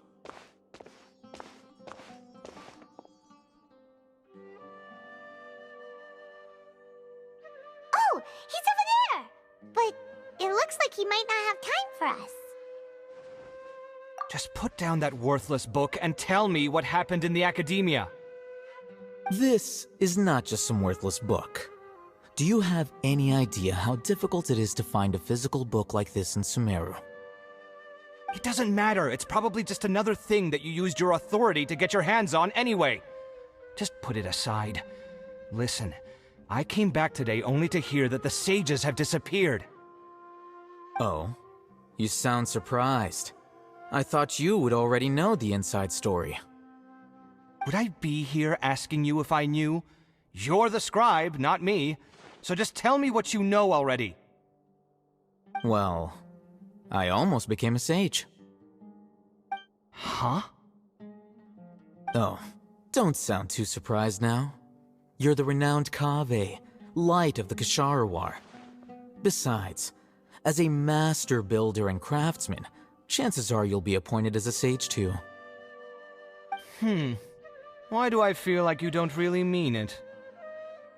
Huh. What makes you say that? Why would you question my heartfelt sincerity? Maybe it's because you've never said anything good about me before. Yeah, well, I share a similar sentiment, and anyone who knows you as well as I do would surely do the same. Oh, you... See? This is why I hate discussing anything with you. Your ridiculous and arrogant attitude always gets in the way. It seems that you really can't stand my personality. Ha! What was your first clue? Well, then you might as well move out of my house. Are you threatening me? Stooping to a new low, I see. Ugh, and don't change the subject. You, a sage? What a joke. The academia might as well just close tomorrow. Are they having a fight?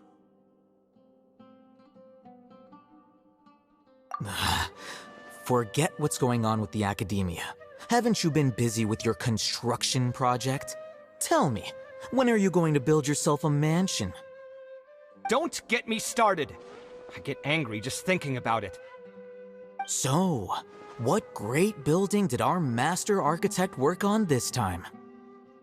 Like I need to tell you. Keep your nose out of my business. No, I think we deserve to know. Where were you when Sumeru needed you most? I was in the desert for a large project, but considering Haravatat's utter ignorance of architectural and aesthetic matters, you probably wouldn't understand. Which is truly unfortunate. I can only pity the man who doesn't understand the first thing about beauty and romance. Unlike a true... hold on, wait a second. What do you mean by when Sumeru needed me most? Well, while you were out fiddling around in the desert, many people came together to save Sumeru from a crisis. Ha! And you think I'd believe that? Look, all you really need to know is that Azar and all his accomplices have all been overthrown. Huh?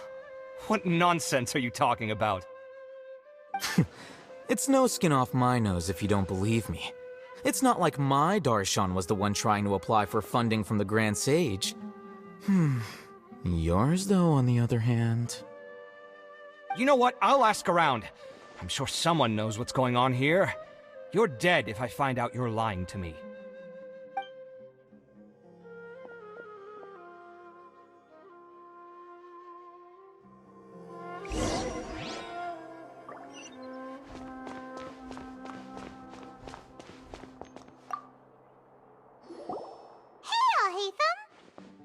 Oh, it's you two. What's the matter? We're running some errands for Nilou. Have you received her letter? Letter? Nilou said she sent out a letter inviting everyone to a celebration feast in 2 days at the Grand Bazaar. We'll also be celebrating Zaino's reinstatement as General Mahamatra. If she addressed the letter to all Haytham of the Academia, then the letter should have gone to my office. I've been busy these days, so I haven't had time to check for any new mail at my office. I only now have some free time to attend to personal matters. Have you always been so busy with your work? Of course not. I'm only busy these days because several sages have been dismissed recently and the whole academia was practically turned upside down. Kainari told us they all went to train in the Avidia Forest. Apparently they will spend the rest of their lives there. That is already the best possible ending for the likes of them. 4 of the 6 great sages were possessed by their desire for power and attempted to create a new god. In order to pull it off, they even imprisoned the other 2 rational sages. To imagine such things could take place in the academia. I don't know where to begin. Yeah, you're right. Feels kind of strange to hear them called that after all this time. But then again, the 6 great schools sounded pretty impressive too. Yes, at least that's how they're supposed to sound. It's said that when the Academia was first founded, the Dendro Archon herself established the 6 great schools, each representing one of the 6 different types of wisdom.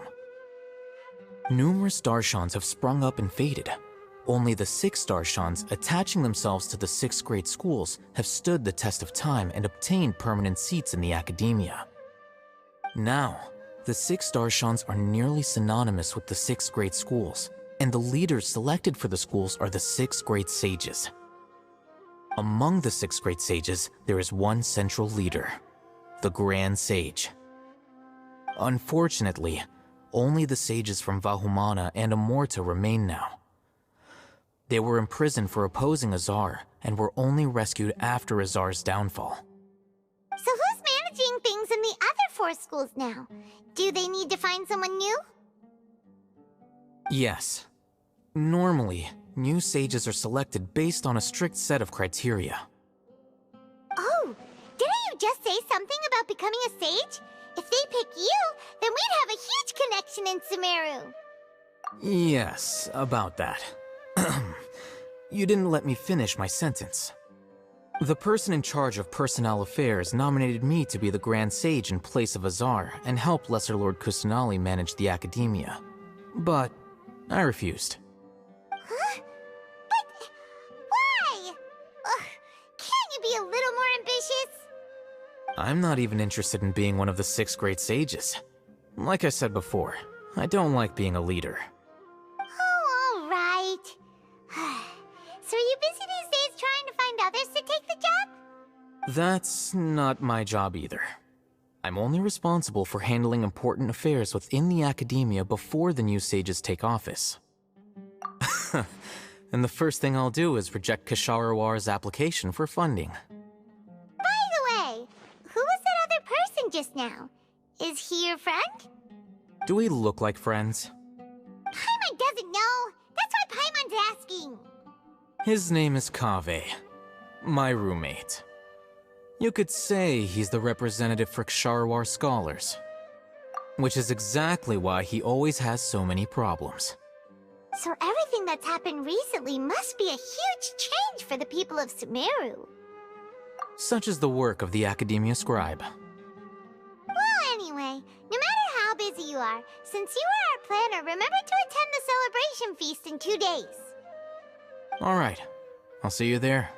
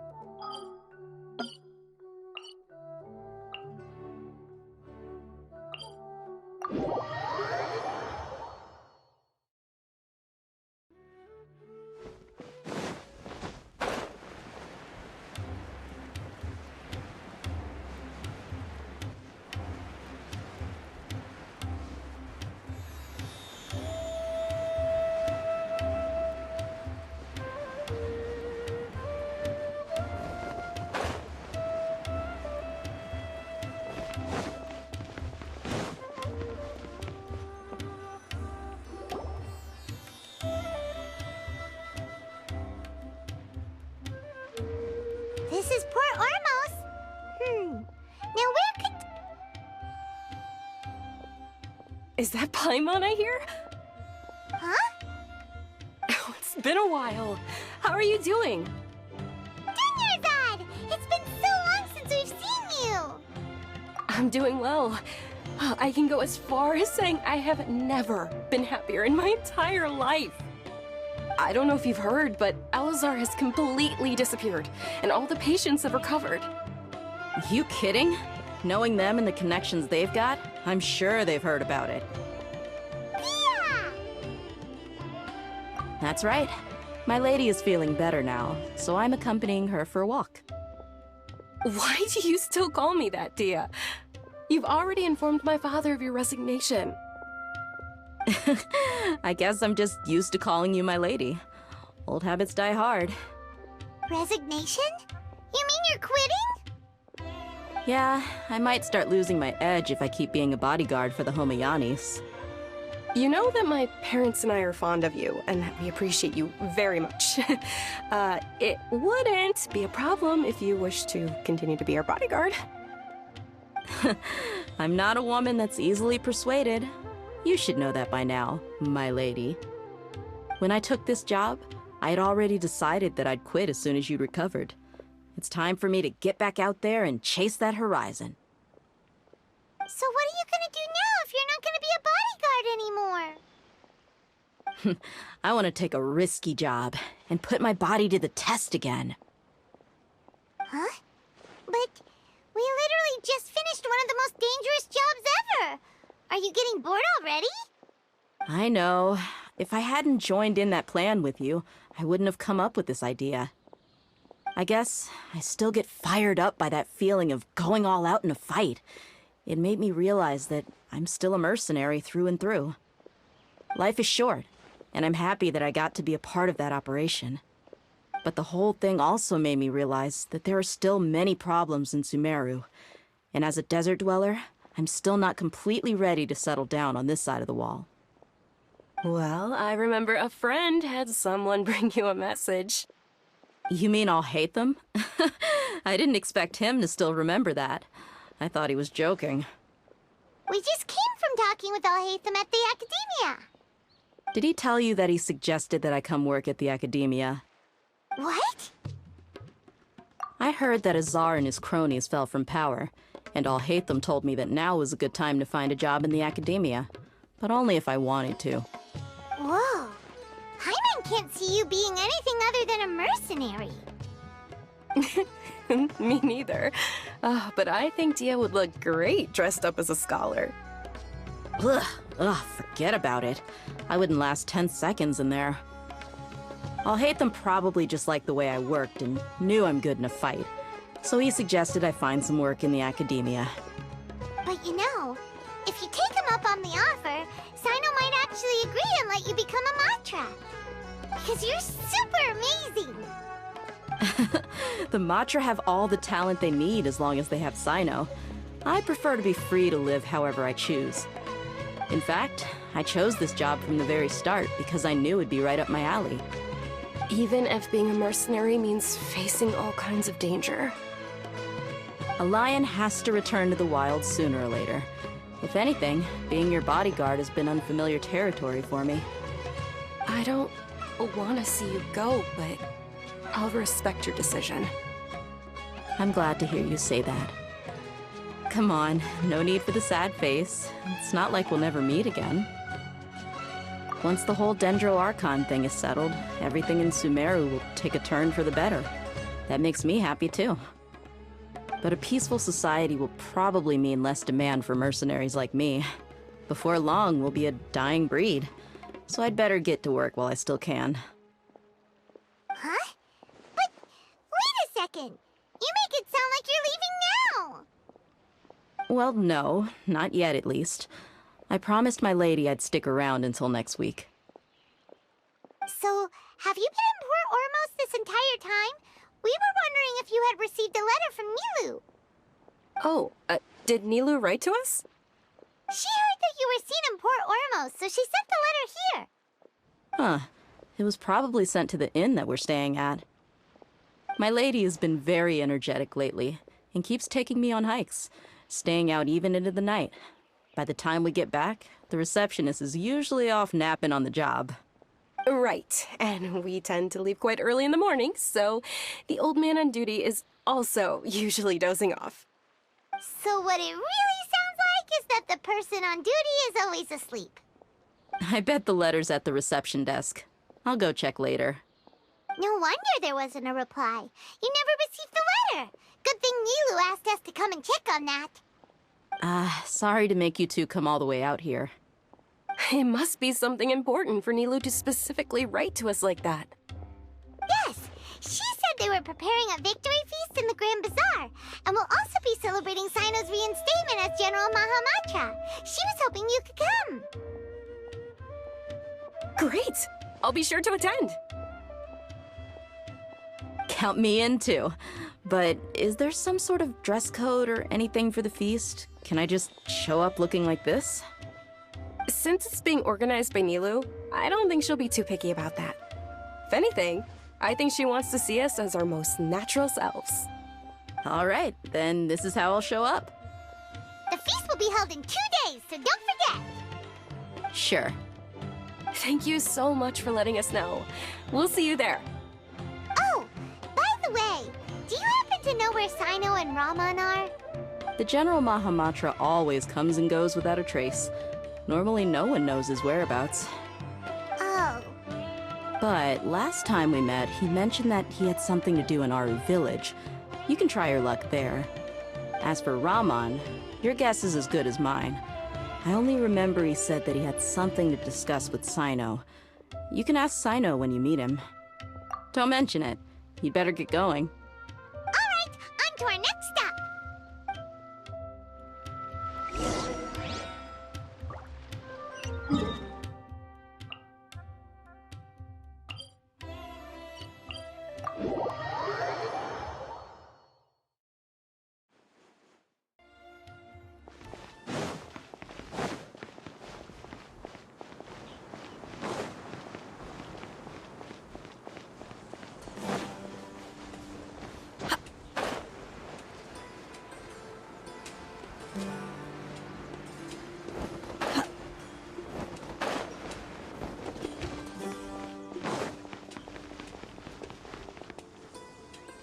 It's been a while since we last visited Aru Village.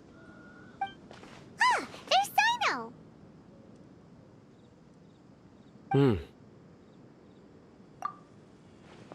What brings you here?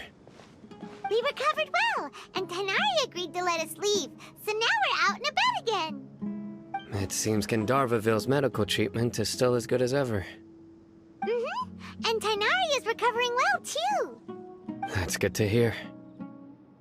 Yeah, you're the one who brought us to him when we lost consciousness, right? Thanks for that. You're welcome.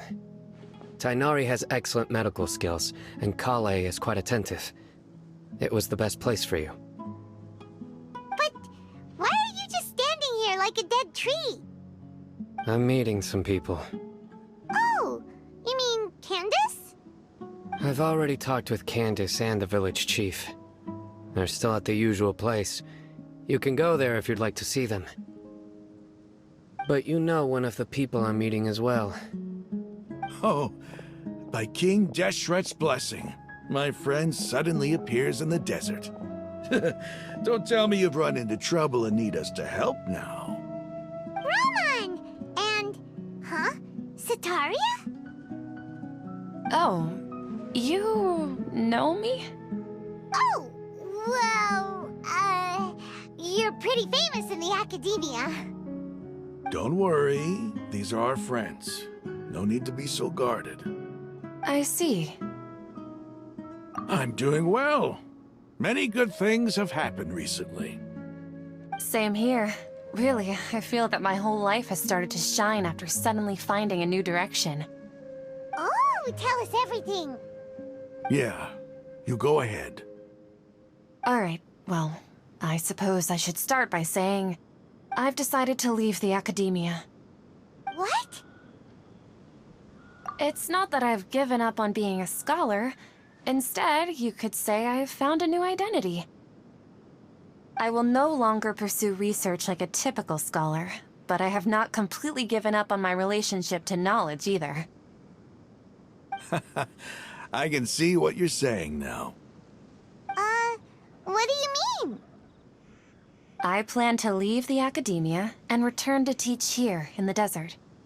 Wow, so you want to become a teacher?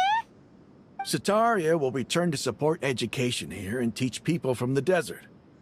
She can't teach everyone on her own, but there are many of us Eremites all over Sumeru. She came to discuss a collaboration with me and hoped that I could bring her ideas to the Eremites. Yes, it's my hope that the Eremites can help me select a group of smart people with the best aptitude for teaching. I'll teach them, and after they've finished learning from me, they can go educate more people. That is the true meaning of education and the spreading of knowledge. The people of King Deshret suffer from sandstorms, exile, and ignorance. Miss Setaria is more than welcome to come teach here. Her arrival is like a star shining in the desert night. The stars have always guided caravans, thieves, soldiers, and travelers who get lost in the night. They lead those in the dark out of trouble and back to safety. Oh, please. Where's all of this coming from? I'm starting to feel a little embarrassed. You deserve these compliments. Mercenaries are accustomed to danger and don't fear death, which is why we recognize extraordinary actions that common people would easily overlook. Setaria's idea will bring much good to many people. At first, I feared it was destined to fail. Everyone knows that the academia doesn't allow scholars to teach in the desert without permission. As you know, all knowledge is under their surveillance and control, and very few desert dwellers are as lucky as me. But what I heard at that time has been haunting my heart, as if there were lightning bolts constantly bombarding my soul. Setaria, you tread a treacherous path, and the longer you ignore it, the tighter the academia's grasp on you will become. Setaria, why haven't you gone home? Never forget that the desert that belongs to you lies elsewhere. Miss. These words sparked something in me, and I knew that I had to bring something back to my people after going home. I gathered up the courage to approach the Grand Sage, only to find that he was no longer at the academia. Lord Sino told me that Azar didn't belong there anymore. Azar has received much-needed punishment. Though, if you ask me, it may have been too light. You probably have already heard. Lord Sino helped me obtain permission to leave the academia for the desert, and accompanied me here to discuss collaboration with members of the Eremites. My plan was able to go smoothly thanks to him and Rahman. You're all doing so much for the desert. Aside from that, I also have some other business to discuss with Sino. Lesser Lord Kusanali has allocated many resources to support and develop the desert. I've done some business for her, and part of it required the assistance of the Eremites. I applied for a few batches of educational materials from the academia, and sent them to several groups in the desert, as instructed by Lesser Lord Kusanali. I believe the people will make good use of them. That's exactly what the people here need. Physical books and other related items. If it weren't for Sino and Lesser Lord Kusanali, I'm afraid we'd never be able to get our hands on them. Apart from this, the academia is also recruiting scholars that are willing to teach in the desert. I'll let you and Satarian know as soon as I have any more news. We must be persistent about this, and maintain these resources to ensure long-term effectiveness. This is the first time in hundreds of years we've had a glimmer of hope. I think this may be the turning point for the desert. Remember these words. Here lies our faithful priest, Kasala. His wisdom is a miracle among the people, deserving of high praise and admiration. I hope people with wisdom like that priest will rise again among the desert dwellers. Then we'll once again see the wisdom and glory that once shook the world. Enough about us. Are you here to discuss some business too? No, not at all. We're actually here on behalf of Nilu. Nilu wanted to write to everyone, but she wasn't sure where the letters should be sent, so she asked us to come find everyone personally. A celebration feast will be held in 2 days at the Grand Bazaar. She hopes that all of you will be able to attend. At the feast, we'll also be celebrating Sino's reinstatement as General Mahamatra. Although, judging from your appearance, it seems you've already been reinstated. Paimon thought you would only start working for the Academia after the feast. Celebration? Feast? It's the first I've heard of it. Tighnari was right. He really didn't know. This feast is for you, Sino. Sounds to me like you'll have to be there. It's rare to see that kind of expression from Lord Sino. You must not like feasts very much. No, not really. But I'll go. Well, I still have a lot to handle here. Besides, I need to look after Miss Sataria in the desert, so I'll have to pass. I'm afraid I won't be able to join you. Although, if you'd be so kind, please give a message to Miss Nilu for me. The message is... I'm sorry for how I treated you before, but now I understand the beauty of your dance. It's like a light shining in the sky. You and the art you symbolize are not only beautiful, but also lively and powerful, so much so that it was prohibited. Please keep dancing, and someday I'll be able to appreciate your art in person. Okay, we've got all that down. Our job here is complete as well. Oh, Sino, remember, party's in 2 days. Make sure you're there. Got it.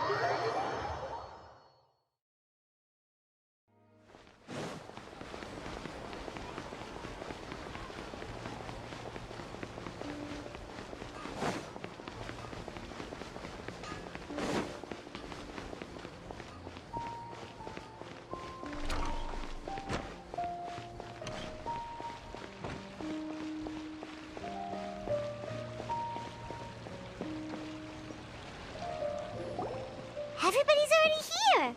Looks like we're the last ones to arrive. You're here. Ah, there you are. Well, look who finally decided to show up. You look like you came here immediately after finishing up some work. I'm very happy to see you here. But we're not late, are we? It's just that everyone else arrived ahead of time. I propose that the last one who arrived be put in charge of today's speeches. Nah, there won't be any speeches today. Oh, really? Well, even better. Come join us over here. Let's share some great food and drinks, and chat about all sorts of fun things. Everything looks quite good. Wow! Paimon can't wait! Traveler, just look at all the delicious food here!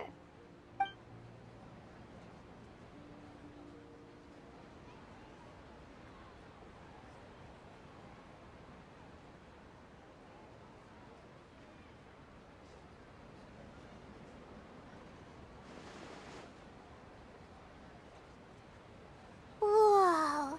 It's so delicious! Oh, this grilled meat tastes amazing! The food was specially prepared for you by everyone in the Grand Bazaar. And we have gifts that were sent by the residents of Sumeru City when they heard we were holding a feast. Everyone that came said that you saved Sumeru, and wanted me to thank you all on their behalf. Ah, feels kinda nice to be seen as a hero. I could get used to this. Being a bodyguard is also a hero's job. You've always been amazing, Dia. My lady sure has a way with words. Thanks. I'm glad to hear it. And I'm happy to meet everyone that participated in the great plan. Don't mention it. Come to think of it, we've really done something impressive together. It's unbelievable. We owe it to our abilities. And luck. Really? Why do I remember everybody thinking that luck was against us and feeling like we hardly had a chance of succeeding? That's how I remember it too. It's luck that brought us together, and it was luck that let us form a team. Then, it took even more luck for us to formulate a plan and implement it successfully. Moreover, judging from the results, everything worked out well. Yeah, everyone gave it their all when it mattered most. It was almost like a performance. We took the stage and put on our best show. Everyone played their part, and thanks to everyone's efforts, the performance was a great success. So, would you say we're good actors too? It's such a blessing that Lesser Lord Kusanali was able to return to power at the Academia.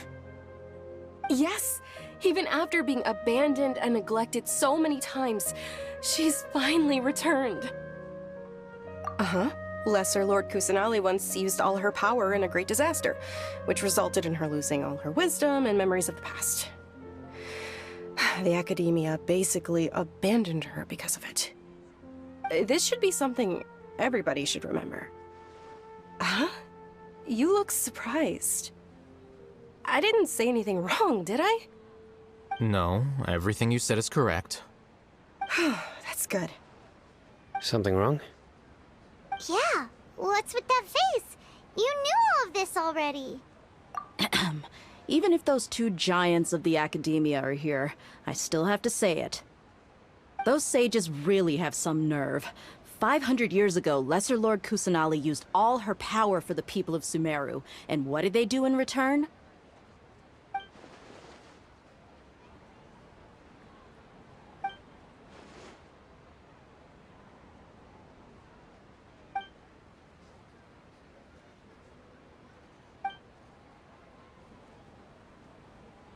If you bite the hand that feeds you, don't act surprised when it turns into a knuckle sandwich, right, Sino? Perhaps I shouldn't say this, but their treatment of Lesser Lord Kusanali calls for a more severe punishment. You could simply tell Lesser Lord Kusanali that you wish to have Azar and his accomplices severely punished.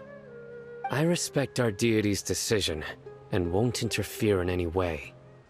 While we're on this topic, why didn't you accept the Academia's invitation to become the Grand Sage?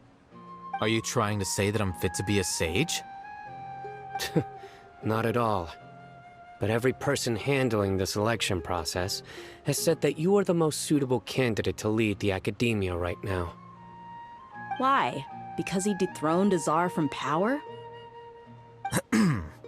Could you try to put it another way? This is a good thing, yet you're making it sound like I overthrew Azar for my own personal gain. But seriously though, I always wondered if you had some personal motives behind it. I did have my own motive, but it had nothing to do with being a sage. If the rules of our nation were suddenly cast by the wayside, then it wouldn't be long until chaos ensued. I had no intention of letting their dreams disrupt my life. By that, you mean your life working as the Academia's scribe? Precisely. Wait, is that all? So, that's the only reason why you joined us and came up with all those plans? It's reason enough. You've certainly got quite the personality. You flatter me. All right then. How about you? You've already resumed work as the General Mahamatra, right? That's right. Will you be happy with that life? It's not about being happy. There are merely a lot of things that I must do. Even so, keep your spirits up and try to be happy, okay? And try to smile more every day, just like I'm doing now. Thank you. I'll keep that in mind.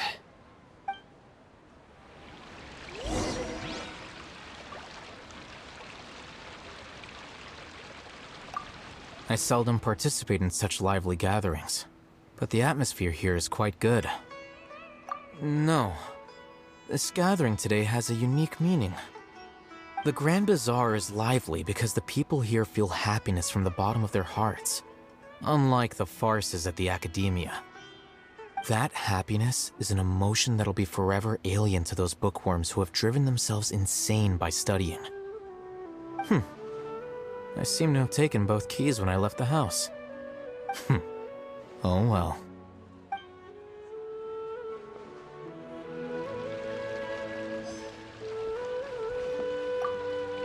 My lady, the grilled meat over there is delicious. Have you tried it? Yes, I also tried some fruit just now. Oh, they're very sweet. What an amazing place to relax. No wonder everybody likes to rest at the Grand Bazaar. You said it. Oh, look who else is here. Hello! Oh, I'm so happy Nilou invited everybody. Oh, now I have the chance to meet all the heroes. Hey, less of that polite chit-chat and more eating and drinking. The feast is about having fun, not stuffy formalities.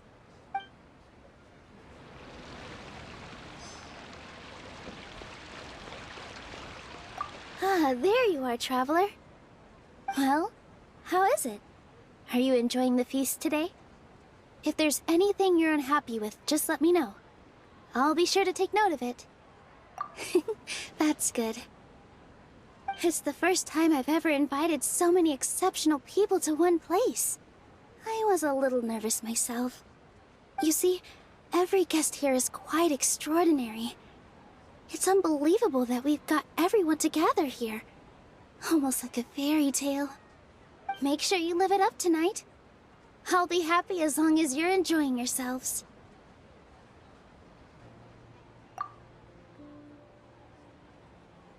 I'm honored to have her think of me this way. If I have a chance in the future, I would really like to invite her to one of my performances. I can't explain why, but I just feel elated right now. Thank you.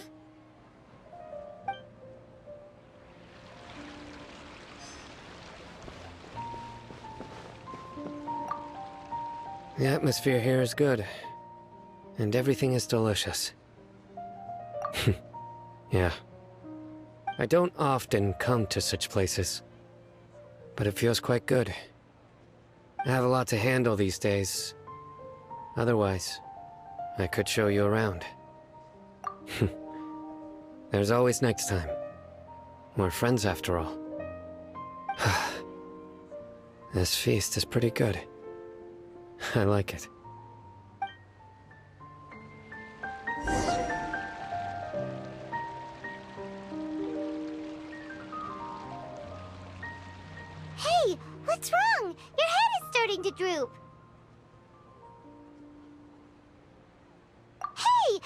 can't just fall asleep here.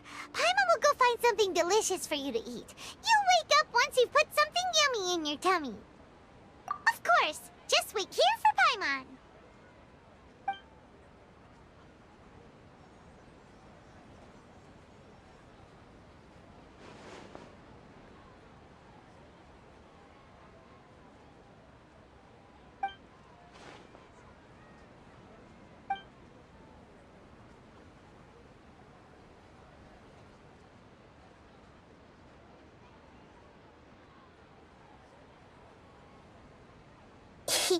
It's me.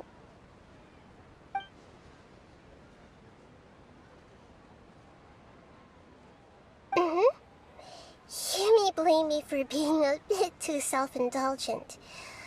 I was thinking about talking with you, and the next thing I knew, I had made a connection with you. The connection between us is amazing. It's like flora and the fence it grows upon. I heard there's an amazing celebration feast today at the Grand Bazaar. I wanted to have a look for myself, so I snuck in. Lately, I've been so busy dealing with all the fallout from recent events, so I really haven't had any free time. Although you've already helped me with a lot, there's still one more thing I hope you can help me with. Please say thank you to everyone for me. Oh, is it not convenient for you to do that for me?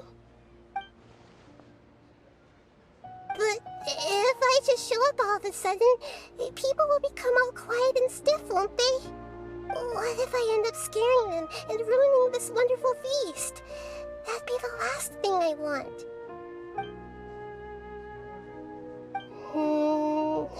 Let me think about it. Okay. Yes, I have.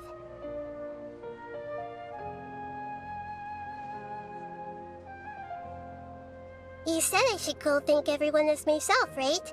So, I've decided to borrow your body for the time being.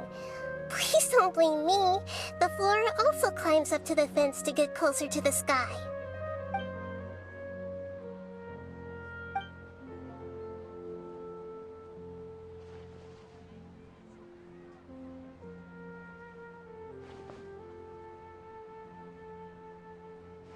Everyone! Are you awake now? Paimon was just about to bring you the food. It's me. Huh? That voice. Nahida? Hold up. What's going on? I didn't expect to have a conversation with the consciousness of Lesser Lord Kusanali in the Grand Bazaar. Interesting. Is this also a part of the feast? No, of course not. Are you... Lesser Lord Kusanali? Hello, Nilu. You know who I am? Yes, I already know every one of you. Nilu, Alhaitham, Sino, Dia, Paimon, and Dunyarzad. Lesser Lord Kusanali? I took the liberty of occupying the Traveler's body so that I could thank all of you in person.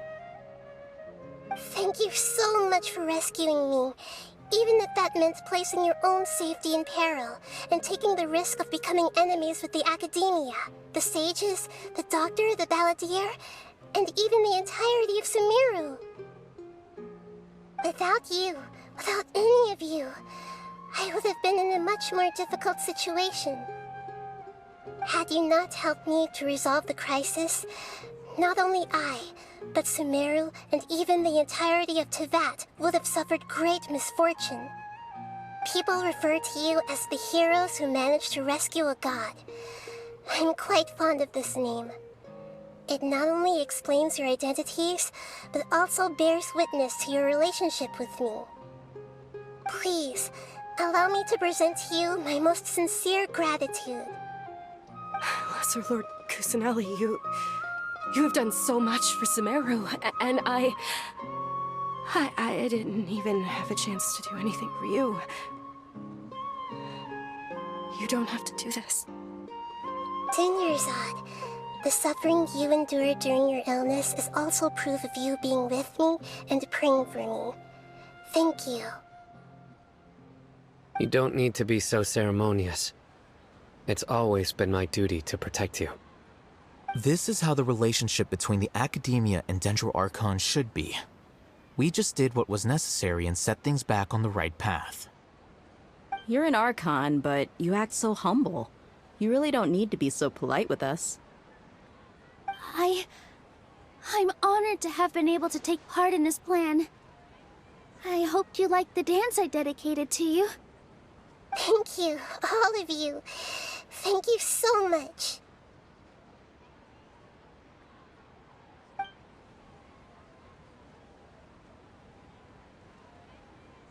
Yeah.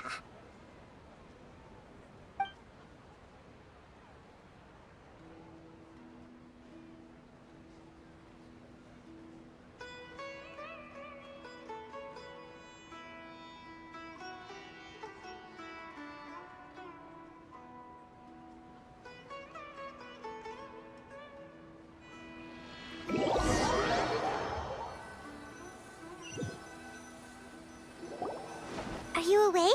Did you rest well? After Nahida left, you ate a lot of food. You've become a glutton. That just means you still have a lot to learn from Master Paimon, the Sage of Gluttony. Alright, since you're awake now, should we go and have a chat with Nahida? She should be in the Academia right about now. If you have any questions, now's your chance to ask.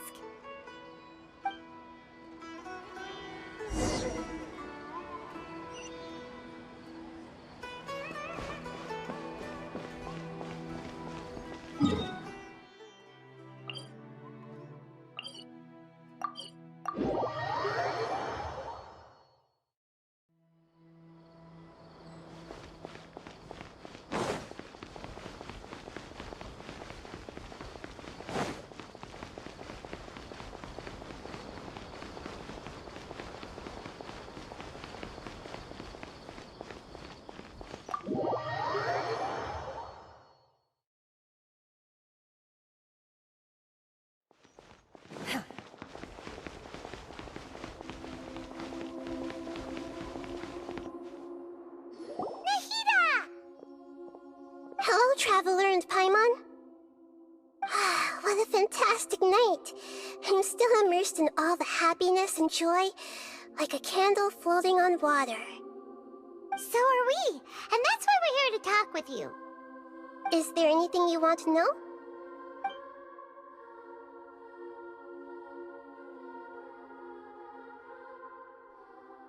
He's still in a coma. I've hidden him like how one would hide a feather. I know you have many misgivings about him, but as someone who had become a god, he has retained a number of very useful features. Don't worry, I'll keep an eye on him and make sure he doesn't do any evil. In addition, there are still some mysteries left in him. Some things may be very clear from my perspective, but he is still yet to understand them himself. His future will be determined by fate.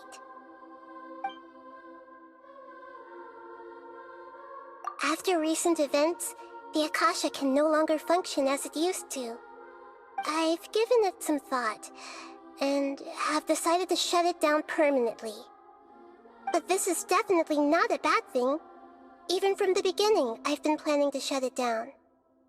The Akasha's centralized administration of knowledge has always restrained people's curiosity and curtailed the number of paths available to them. I don't think this is good for Sumeru. Although people may initially feel a little uncomfortable with the loss of the Akasha, they will soon understand that this life is more suitable for them. And as for the future of Sumeru, I'm preparing to regain control of the Academia. The former sages have received their punishment, but the new sages have yet to be selected. I will oversee the process personally. I hope that the new 6 great sages will be more focused on academics. Sumeru needs such leaders more than ever. The other big issue is the people of King Deshret.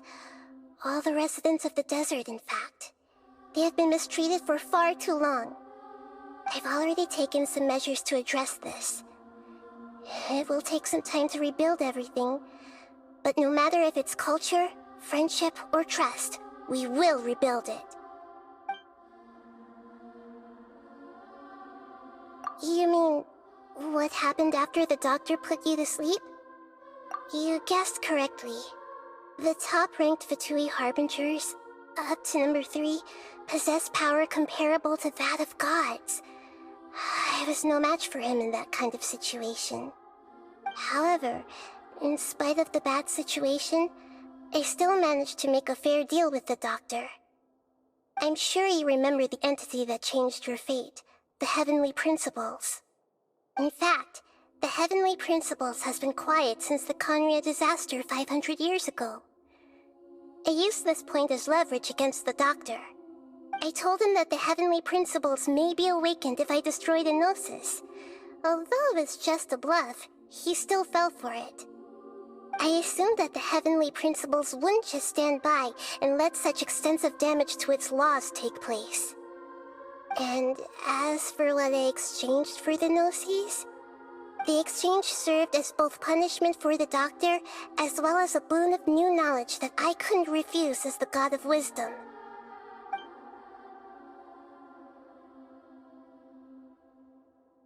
Are you sure? Isn't there something else you haven't asked about yet? Huh? You mean... About your sister.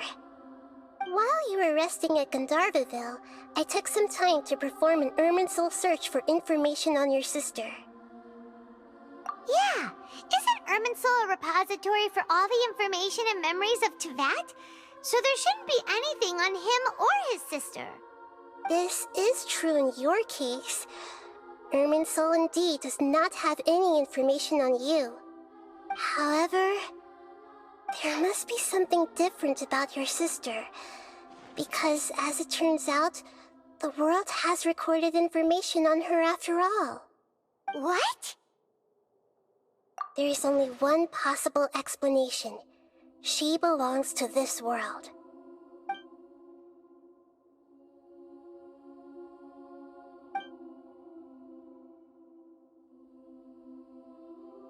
But nothing about this makes any sense!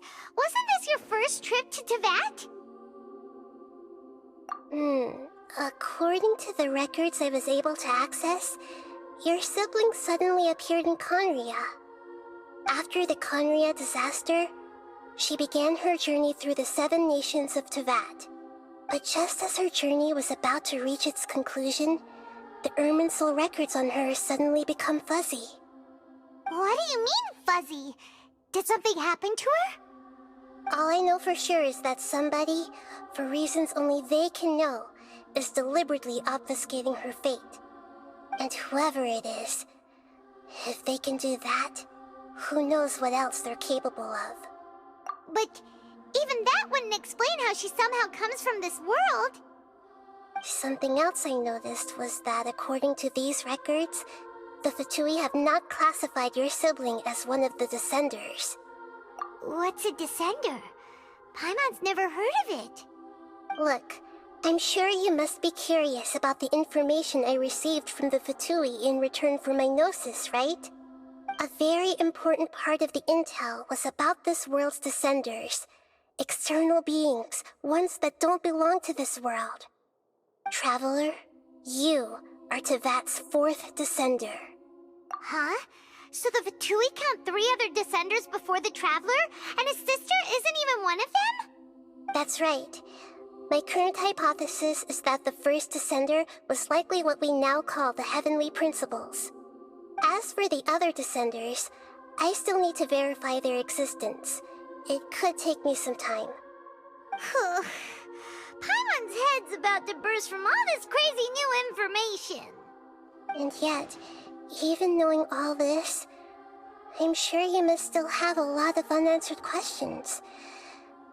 I must say, I truly regret that I can't help you more as the God of Wisdom. There are many questions in my heart as well. I will need some time to go through each one of them. And soon, you'll also begin your journey anew and depart from Sumeru. I'm very interested in your future.